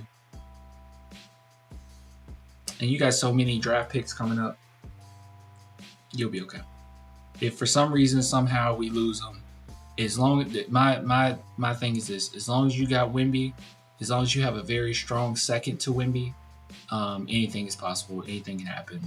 Like, you can keep this train going. Wemby in his prime, probably be able to just put a team on his back, honestly, no matter who it is. But I really want Dylan Harper to stay, and I don't think it's something to worry about. And comparing it to like a Harden situation, I don't think he's like Harden at all. Production would be as much as anything that's going on this year, in my opinion. When you've got two teams going, I mean, it's a lot of what ifs here. What if Wemby wants to go to Vegas? I can just throw out a what if, but like, I have no indication or reason to worry about that right now at all. In opposite directions, how do you qualify the focus on a game like this? Yeah, I think, expansion draft is dumb. Go get your own players. Well, the expansion draft does make sense. You being able to hold on to, I think, 8 players, right? It makes sense not just because it's not like these expansion teams are going to get these players that other teams are okay with coming off of, and then them like just being mediocre with that. I think the whole idea is to bring in players that you can, and then you start moving it around, right? That's how you start getting the talent. Like, okay, I got this player here, this role player here, this role player here, this role player here. I can package something. Maybe I can get a star from another team. Maybe, that's how you can kind of maneuver it. And then you start getting players from the draft as well to start building you up. Like, you kind of have to do it like that. I don't know what else they could do. Like, how else would you go about it? Like, you do an expansion draft, you get certain players, and then you trade them around. We have not. And there's enough talent in the NBA to go around, to be honest. Played enough games together. We've had a positive year up to this point, but we have not played enough games together to really know what to expect any night. We're putting our energy into some good places, but we have to continue to focus on ourselves. And we've played teams with all kinds of records, obviously, throughout the year, and we've put our energy into the right places against teams with all kinds of records and done well. We haven't, no matter who we're playing. Who's our top 8? Who gets left out? I don't know when is this even? Is it gonna be a couple seasons from now when we do the expansion stuff? I would say Wemby, number 1, Castle, Dillon, probably Fox, Vassell, Keldon.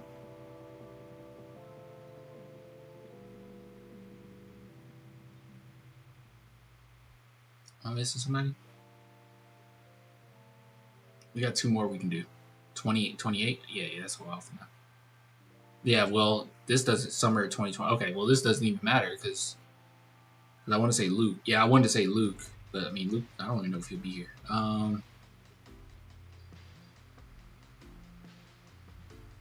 Barnes? Oh, Julian. Yeah, there you go. Maybe Barnes will be the one out.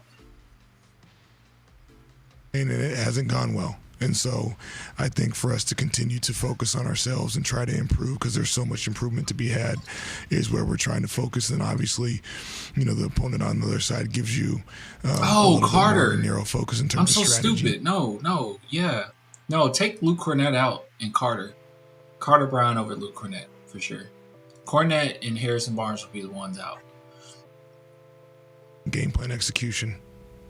Coach, speaking of the improvements of the team, Keldon had 24 points tonight, and he publicly praised you in the Coach of the Year conversation, but I wanted to flip it on you and ask you, when you look at Keldon's production and impact off on the bench, do you believe he's a 6th man of the year, having a 6th man of the year level season? Keldon was tremendous tonight. He had 24 points on 10-12 shooting. In 25 minutes, he had 4 assists, 4 rebounds, and no turnovers. That's about as efficient of a night as you can have. With that being said, we are a team with an MVP candidate, multiple All-Stars, multiple all-defensive NBA candidates. We have 9 guys. Wait. Oh, yeah, we are. I thought you said Defensive Player of the Year candidates. I said, hold on, Coach. No, he said, I'm stupid. Defensive team. He's averaging in double figures. And every single one of our players has said he's the heart and soul of our team. So to me... Wait, what did he say? Has said he's the heart and soul of our team. The hardest worker? So to me, our players has said he's the heart and soul of our team. The heart of our to team? Me, when you look at all the numbers for all the awards, he's going to be in some list where there's going to be a very comparable amount of probably stats, depending on how you break them down in the perspective that you look at them through. But for the team that he's on and the circumstances I just laid out, with the record that we have, I would find it very hard-pressed to find a better candidate for 6th man of the year. And I know there's some very good ones out there, but for all that production, and then for all the people that I just named that are his teammates, and every single one of them. So what we getting? We getting Wemby MVP, Wemby Defensive Player of the Year. We getting Wemby Finals MVP. We're getting Keldon 6th Man of the Year. We're getting First Team All Defense Wemby, First Team All Defense Castle. What else? We're getting Rookie of the Year. We're not getting Rookie of the Year. What else we getting? And Mitch Coach of the Year. That's a lot of awards.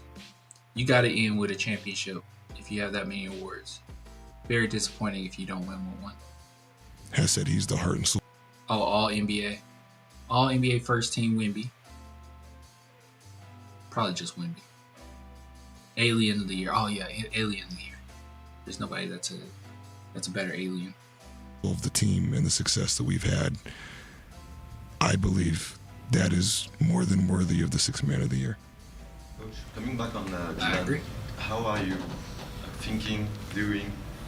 I just want to say the way that he articulated that was actually quite beautiful.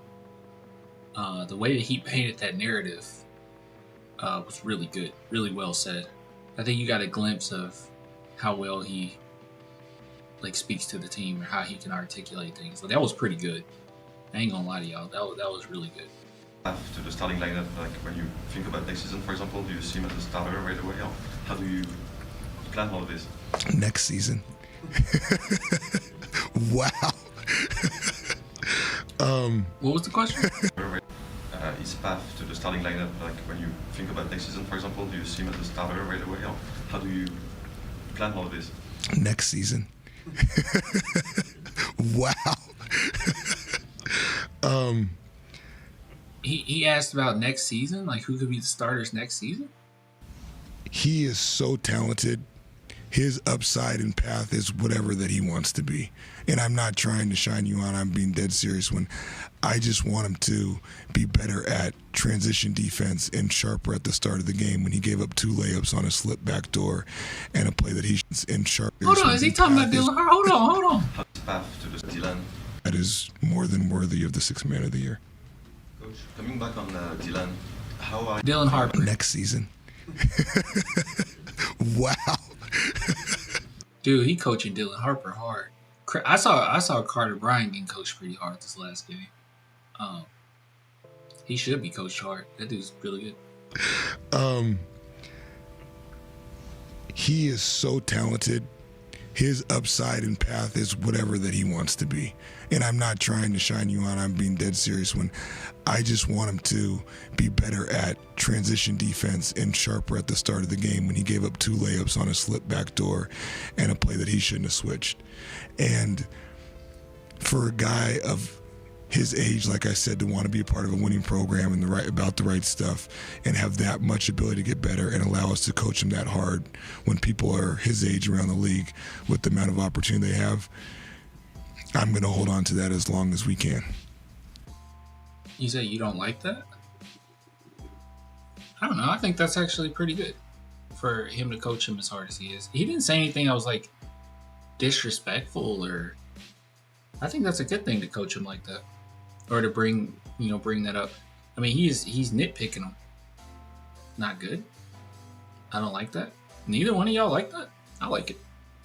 I think it's good. I don't think he said anything that was like out of line, or he was just nitpicking him. Which, my thing is this, like, I'm gonna give, because if Popovich said this, none of us would blink an eye.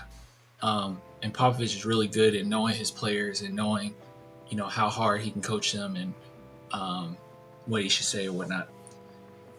Mitch Johnson knows his players, right? And I'm assuming he knows them pretty well. I mean, they said that he does. Wemby has said he does. And Dylan Harper might be one of those players that, in this game in particular, like, he did the too small thing like 5 times. Sometimes maybe he's getting a little ahead of himself at certain times, and, making sure he is as, because some guys you just see are so doggone good that, you want them to be the best possible version of themselves humanly possible. So it's very specific things that you're going to point out and nitpick, and because you know how good they actually can be, and you don't want them, because he's so important, you don't want to be loose with the ball. Because I don't think he will be like this with Luke Cornett. Like, he's not going to come up here and say Luke Cornett missed this. It's like, veteran of the league, you are who you are. Some nights we can play you 20 minutes, some nights we can play you 5. But somebody like Dylan Harper, I think he recognizes this kid likes to be coached hard. He's getting a little ahead of himself at times. I think it's okay. I don't think he said anything here that makes me scratch my head. That's all I'm saying. Yeah, I don't think he said anything here that's bad.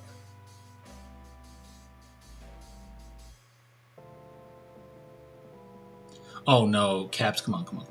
I'm gonna ignore it. I'm gonna address it really quick, but like kind of ignore it. I'm gonna brush you off with that. You said look at Kawhi and what Tony said. We lost him. No. Kawhi was already gone. Tony saying what he said had nothing to do with anything. Like, he was already gone. The only thing with the Tony thing that happened was it just gave Kawhi's uncle a little bit more firepower to say, see, that's how they think of you. Like, that's all that was. But he was already on his way out. He had already been missing practices, missing film studies, that was a wrap. Everything had already blown up. The team was very frustrated at that point. I mean, we're having group discussion. You can listen to what Manu had to say. Manu was frustrated. Like, that was over. Yeah, don't just like pick that. Like that's crazy to pick that. Like what Tony's. Yeah, and even with the Tony thing, it had nothing to do with Kawhi missed this assignment or something like, or Popovich didn't say Kawhi missed this assignment. It wasn't like that. It was a little different, way different. Yeah, don't. You're just saying stuff. Anyways, I liked it. I thought that was fun. Nothing that's completely out of line. If Mitch said something that was out of line, I was like, whoa, we shouldn't be talking about this here. But like, he's just bringing some stuff. I mean, to me, this comes across as, wow, you really like him. Like, you really like Dylan. Oh, yeah. It just seems like you really like him. You see a lot of potential. Good stuff. Good stuff. But as far as next season being a starter, I do think Dylan Harper should be a starter in the future. But we still have Fox. We still have Castle. Yeah, it doesn't hurt if he's not.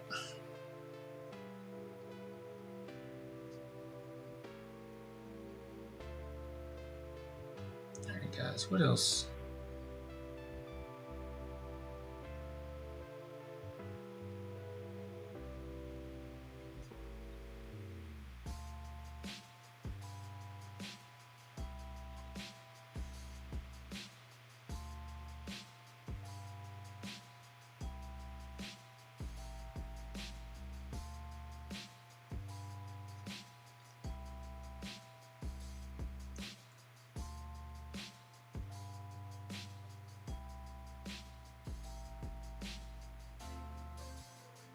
Is there anything else I want to go over?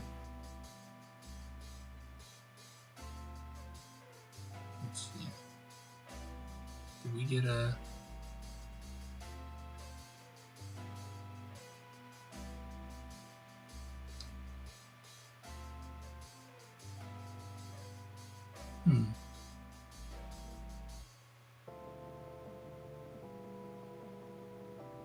We can do one more. Yeah, let's do one more. I'm really curious. On what Dylan Harper had to say about his first start. And I wonder if they're gonna bring up some of the stuff Mitch said about him. Devin was a pretty late scratch tonight. How long did you have to kind of mentally prepare for the first NBA start of your life? 17 minutes. 17 minutes? Yeah, Coach came in and was like, "You're guarding Nemhard." And so I think it was Kelly. He was like, "You're starting?" I said, "I don't know. I hope so." But then just being out there, having my first start, it's kind of something you dream of as a kid. You know, I'm just blessed to be in this position. So they didn't initially come out and say you're starting? No. Not like all walkthrough, all like right before the game. It was Devin, HB, Julian, Fox, and Vic. What was your thoughts hearing your name, announced with the starters, and you're out there on the floor to start? I was trying not to be too nervous. Yeah. I was trying to, because like we 70 games in, but first start kind of nerve wracking. Vlad, do you think we have a chance to take the first seed still? You want me to be real with you? Do we have a chance? Yeah, we can. Will we? I'm gonna be real with y'all. I don't think we will. So if I type in Thunder and I look at their games, because that time in which I said we would take it is already gone. And now things have shaped in a certain way where it's like, yeah, I don't know. Because they have the Sixers, they should take that. Celtics, that's a tough one. Just give them that loss, right? We need them to lose 3 times. Just give them that loss, and we got to keep winning. Bulls, they take it. Knicks, I think they take it. Pistons are worse. They take it. And you got the Lakers. I think they're better than the Lakers. They got the Lakers twice. Maybe they lose one of those. And they got the Nuggets. They always have a good battle with the Nuggets, so maybe they lose the Nuggets. And then we could take it. But we would have to win out. And these are just some maybes. That stretch that I thought they would falter, they did not at all. Because I said, okay, they got the Cavs, they got the They did lose against the Pistons that time, but it's like they got the Nuggets and then they won it. I was like, well, what about when they go against the Knicks and they won it? And then they got the Warriors. That's going to be a tough one. They won it. And then they got the Nuggets, and then they won it. So, I don't know. It's been some really close ones. We can definitely take it. I guess the question now is, like, how much do we care? Does it really matter that much? I don't think it really matters as much. What I really want, my dream, is for the Rockets to fall down to 6, and that would be perfect scenario. And then us being a second seed is perfect, because then you will start off against the Suns, possibly. I guess we'll see who we'll start off with. And then second round, you have either the Lakers or the Rockets. That's what I want. But if things shape out right now, that second round is going to be a doozy. It's going to be a doozy. But, Lakers are hot right now too. So, I don't know.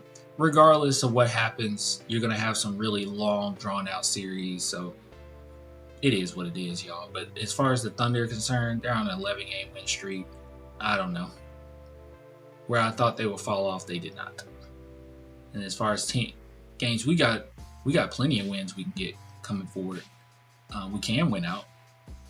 But I also wouldn't be surprised if things like you're out of reach of the first seed, maybe around this time, and then the Spurs just say, yeah, let's just go ahead and sit Wemby for like a couple of these.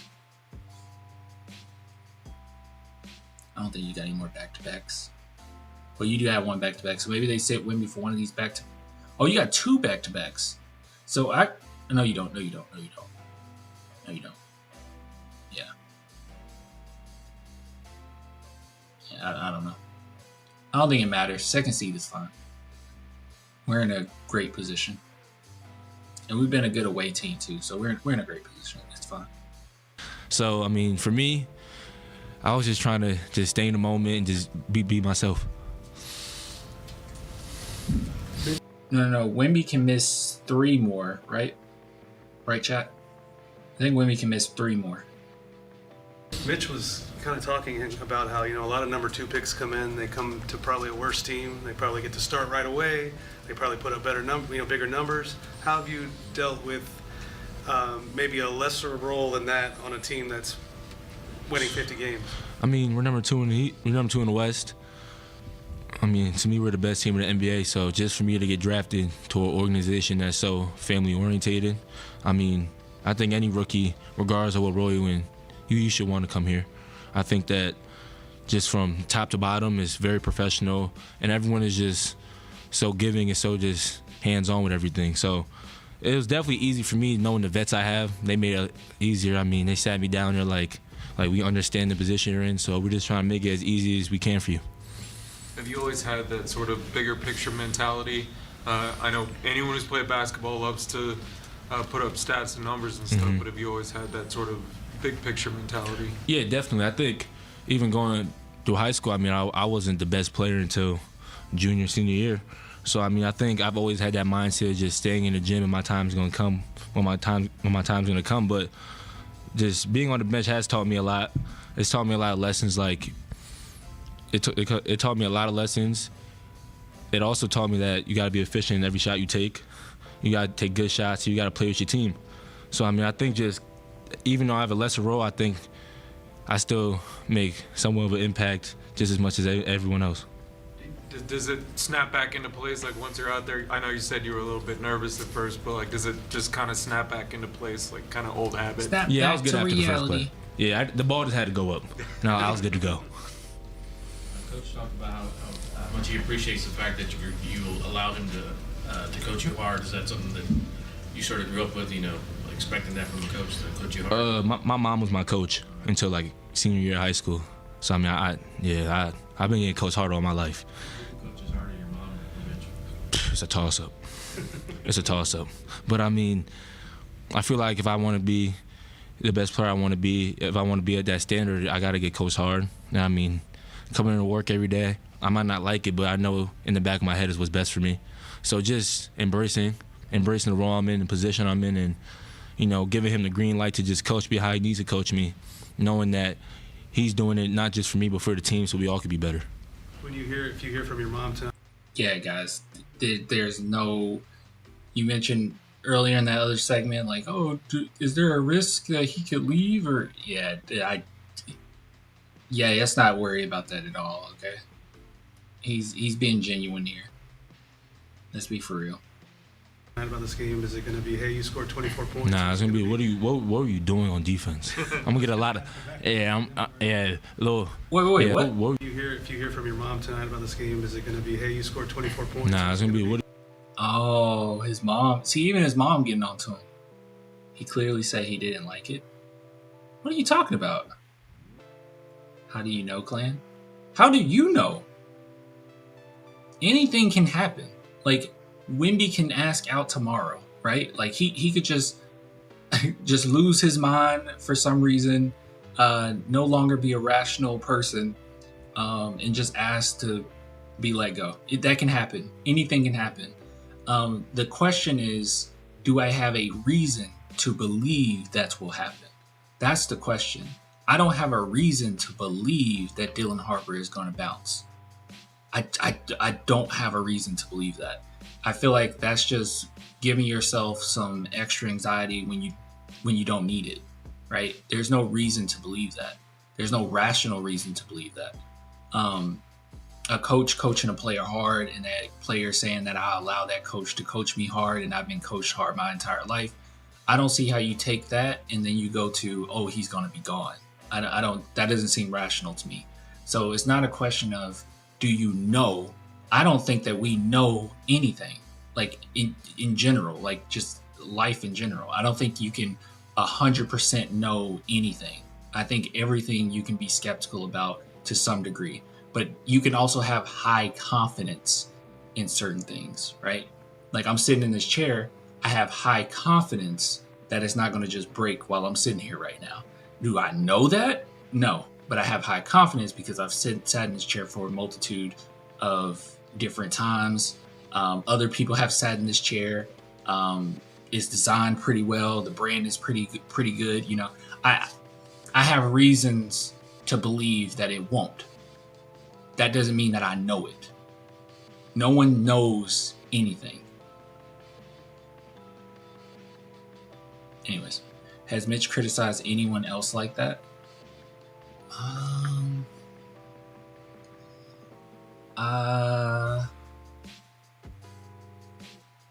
I don't know. I'm trying to think publicly. We've seen him get onto people. I mean, I saw him get on Carter Bryant really hard during games. But if you're saying, like, has he talked about anybody in the presser and saying, like, this is some of the stuff that I saw they need to work on? I don't remember. Probably. What were you doing on defense? I'm gonna get a lot of it's definitely gonna be a little bit of that, you know. Nah, it's gonna be all that, I think. Not from her, I mean from everyone really. I think I'm gonna hear it right after I leave this room, go in the locker room, they're gonna say it. But I mean, it is what it is. I think just gotta grow up and gotta just be better next game. Yeah, you got a good head on his shoulders. I don't know how you take negativity from this. You mentioned the vets earlier. Perfect analogy. If you know that chair can hold you, you're going to start jumping on it, throwing it, hitting it with the sledgehammer. No, because it might... Wait. Calm down. Okay, calm down. No one's hitting it with a sledgehammer. If anything, if you're... I think that's ridiculous. I think that's a bad analogy. No one's doing that to Dylan Harper. Nobody's like hitting him with a sledgehammer, talking down to him. They're just coaching him. If anything, it's like putting water on a plant, right? Like that's it. Like, you have to be coached if you want to be the best possible player you can be. And certain players are coached harder than others just based on their personality and their ability, especially their ability. Then that's a good thing. That's more nurturing than anything. You know, like the equivalent. Well, I don't know what the equivalent would be with like taking care of a chair. Actually, I don't know what the equivalent would be. Would you put oil on the chair? I don't think you can do that. but I mean, maybe you can take some of the dust out of the chair, right? Like you're nurturing it. So I see this coaching and being hard on Dylan more so as nurturing Dylan, not slapping him and hitting him with a sledgehammer and punching him. And I don't see it as that. That's not the same. That's ridiculous. Yeah, being coached is not the equivalent of beating up a player. One of the vets on the team is Keldon. What's something about Keldon's game that Tim Duncan was maybe coached hard doesn't too. show up in the stats, but still makes him worthy to be Sixth Man of the Year? I mean, his energy, I think he's the glue to this team. I think he 1,000% deserves Sixth-Man Player of the Year just because of all the hard work he put in. I mean, that's a guy who was averaging 20 in the NBA before everyone got here. So, I mean, just for him to take that backseat and kind of embrace his role, and he's dominating his role. So, I mean, I think... I just really want to know what you guys are basing this off of. Like, you're saying it can grow into something bigger. What are you basing that off of? What are you worried about? Does everything, like, did Kawhi Leonard mess us up so bad that you're starting to think that Kawhi Leonard would have stayed if Popovich didn't coach him hard? Because that's not the truth. That's not the reality. Kawhi was gone. It's enough evidence here to see that Kawhi was gone. And he was going to be swayed that way regardless. You can see how he act after the Spurs. That was something that we just shouldn't have put up with. Like some of the ways that, you know, he wanted to be treated as far as like how his staff needs to be everywhere, how he needs to get these types of luxuries. And no, that's nonsense. That's nonsense. You know, maybe you get another championship. Maybe one. But no, that's nonsense what he wanted. He wanted Paul George to come to the team. Well, he got Paul George and nothing happened. So no, that's nonsense. You know, what are we basing this off of? Because you can say Kawhi and maybe you can try to take something from that. But I got plenty of other players that I can think of that were coached hard, that thrived and end up being legends. Our big three it's a start. Tim Duncan, Manu, and Tony, they were all coached very hard. I mean, Danny Green was coached very hard. That dude ended up getting a finals record. I mean, he lost his sense, but he had his finals record. So no, there's nothing. Yeah, that's I don't know. I think that's what are we worried about? Players can be coached hard. You don't have to baby players, and he's obviously one that comes from a background where he has been coached. And it seems like he appreciates it. So I don't know what we're crying about. He's the best at his role than anyone else in the NBA. They are anomalies? Dude, our entire team. Okay. How many, like, so if I just name, like, basically, the anomalies are the guys that didn't like being coached hard from the San Antonio Spurs. The anomalies are Steven Jackson. That's an anomaly because majority were coached hard and majority come out saying, yeah, that was a good experience. I learned a lot. Even Steven Jackson says he learned a lot and he appreciated it. Even though at the time he was kind of all over the place with stuff. But like everyone got coached hard. It wasn't just the big three. Everyone did. Everyone did. Even Wemby came. Yeah, even Wemby got coached. Yeah, Wemby came and he said he wants to be coached hard. Like, we're the Spurs here's the thing. Here's the funny part. Maybe this is where I'm missing you. Maybe you're saying it's an anomaly as far as players as a whole. If you're talking about players as a whole, I agree with you. If we're talking about the subsection that is the San Antonio Spurs, I disagree. But obviously, players that come through San Antonio is an anomaly for the rest of the league. A lot of players aren't the way that San Antonio Spurs players are. There's a few that I can think of, right? I think Steph Curry would like to be coached hard. I think Giannis enjoys being coached hard, right? I don't think Luka cares to be coached that hard. But like, yeah, there's a few players here and there that really enjoy it. So I think as a whole it's an anomaly, but the type of guys that the Spurs draft and the type of guys that the Spurs bring to the organization are an anomaly versus the entire league. But you're saying it's an anomaly when it comes to Spurs players. I have no idea what you're talking about. I think you're just saying stuff. Tell him in the locker room, not publicly. He didn't even say anything that was that bad. It wasn't that bad, bro. It's not that bad. He's not airing out saying like Dylan Harper was just horrible. It's like, no, I just want him to be tighter. It was a few things that I saw, you know. So yeah, it's not a big deal. If I felt like something went too far, I would say it. I'm not sitting here protecting. You guys know I've been critical of Mitch Johnson. I don't think this is one of those things to be critical about. My opinion. Dylan, did you really tell Mika Porter he was too small?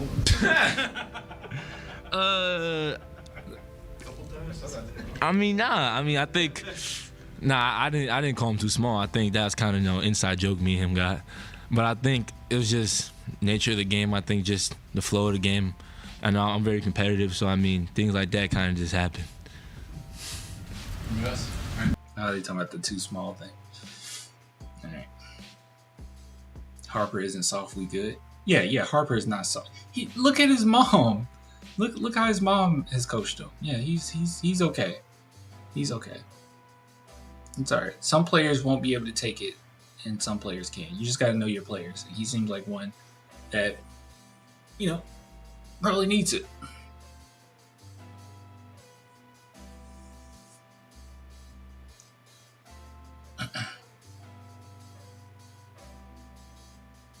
Anywho.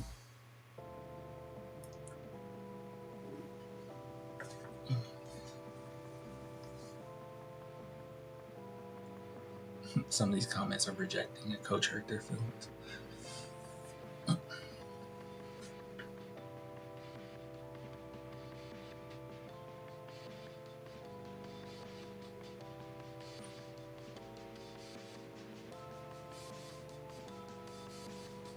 I know he ain't soft, but he's also a competitor. Acting like he's not good enough to start next year is just dumb.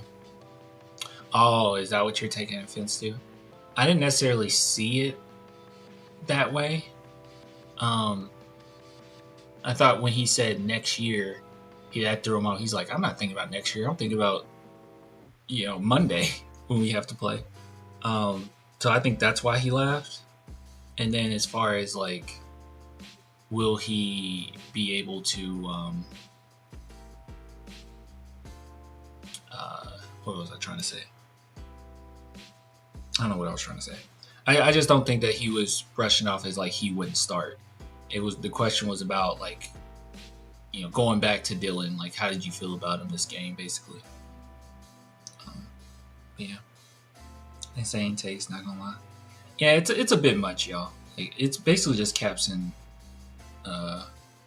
Blue Bell. I think that's what he said. I think they're just taking offense to him being hard on Dylan. But it wasn't bad.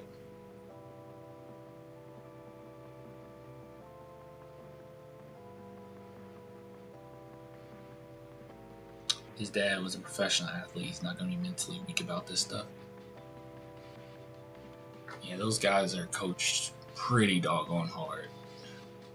Oftentimes. They know what to expect.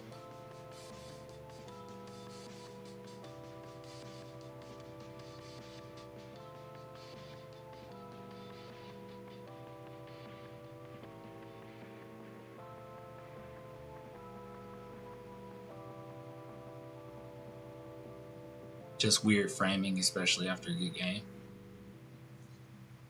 I know what you're saying. I just think that especially coaches, when it's somebody like Dylan and he's as good as he is, and he's willing to be coached hard, and it seems like he wants to be coached hard. I don't know. You really pick it the ones you really like.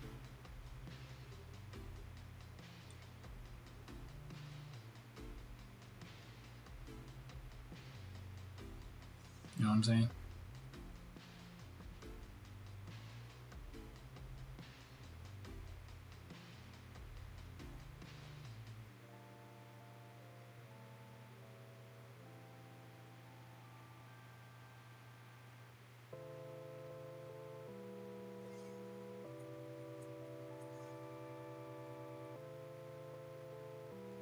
All right, guys.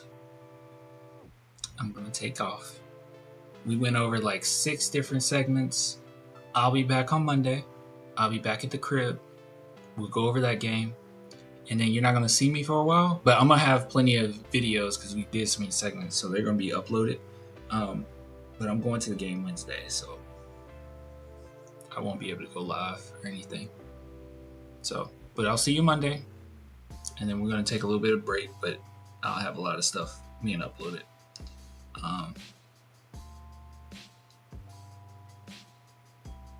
But yeah. This could be our downfall. You being so dramatic. Oh my God.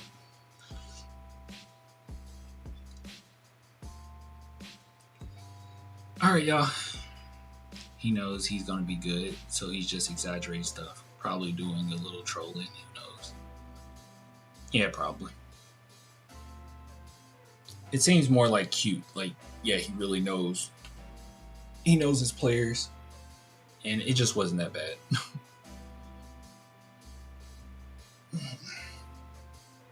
Playoff clans. Dude, I'm so excited. I'm so excited. We're definitely doing a live stream that first playoff night. Watch party that first playoff night.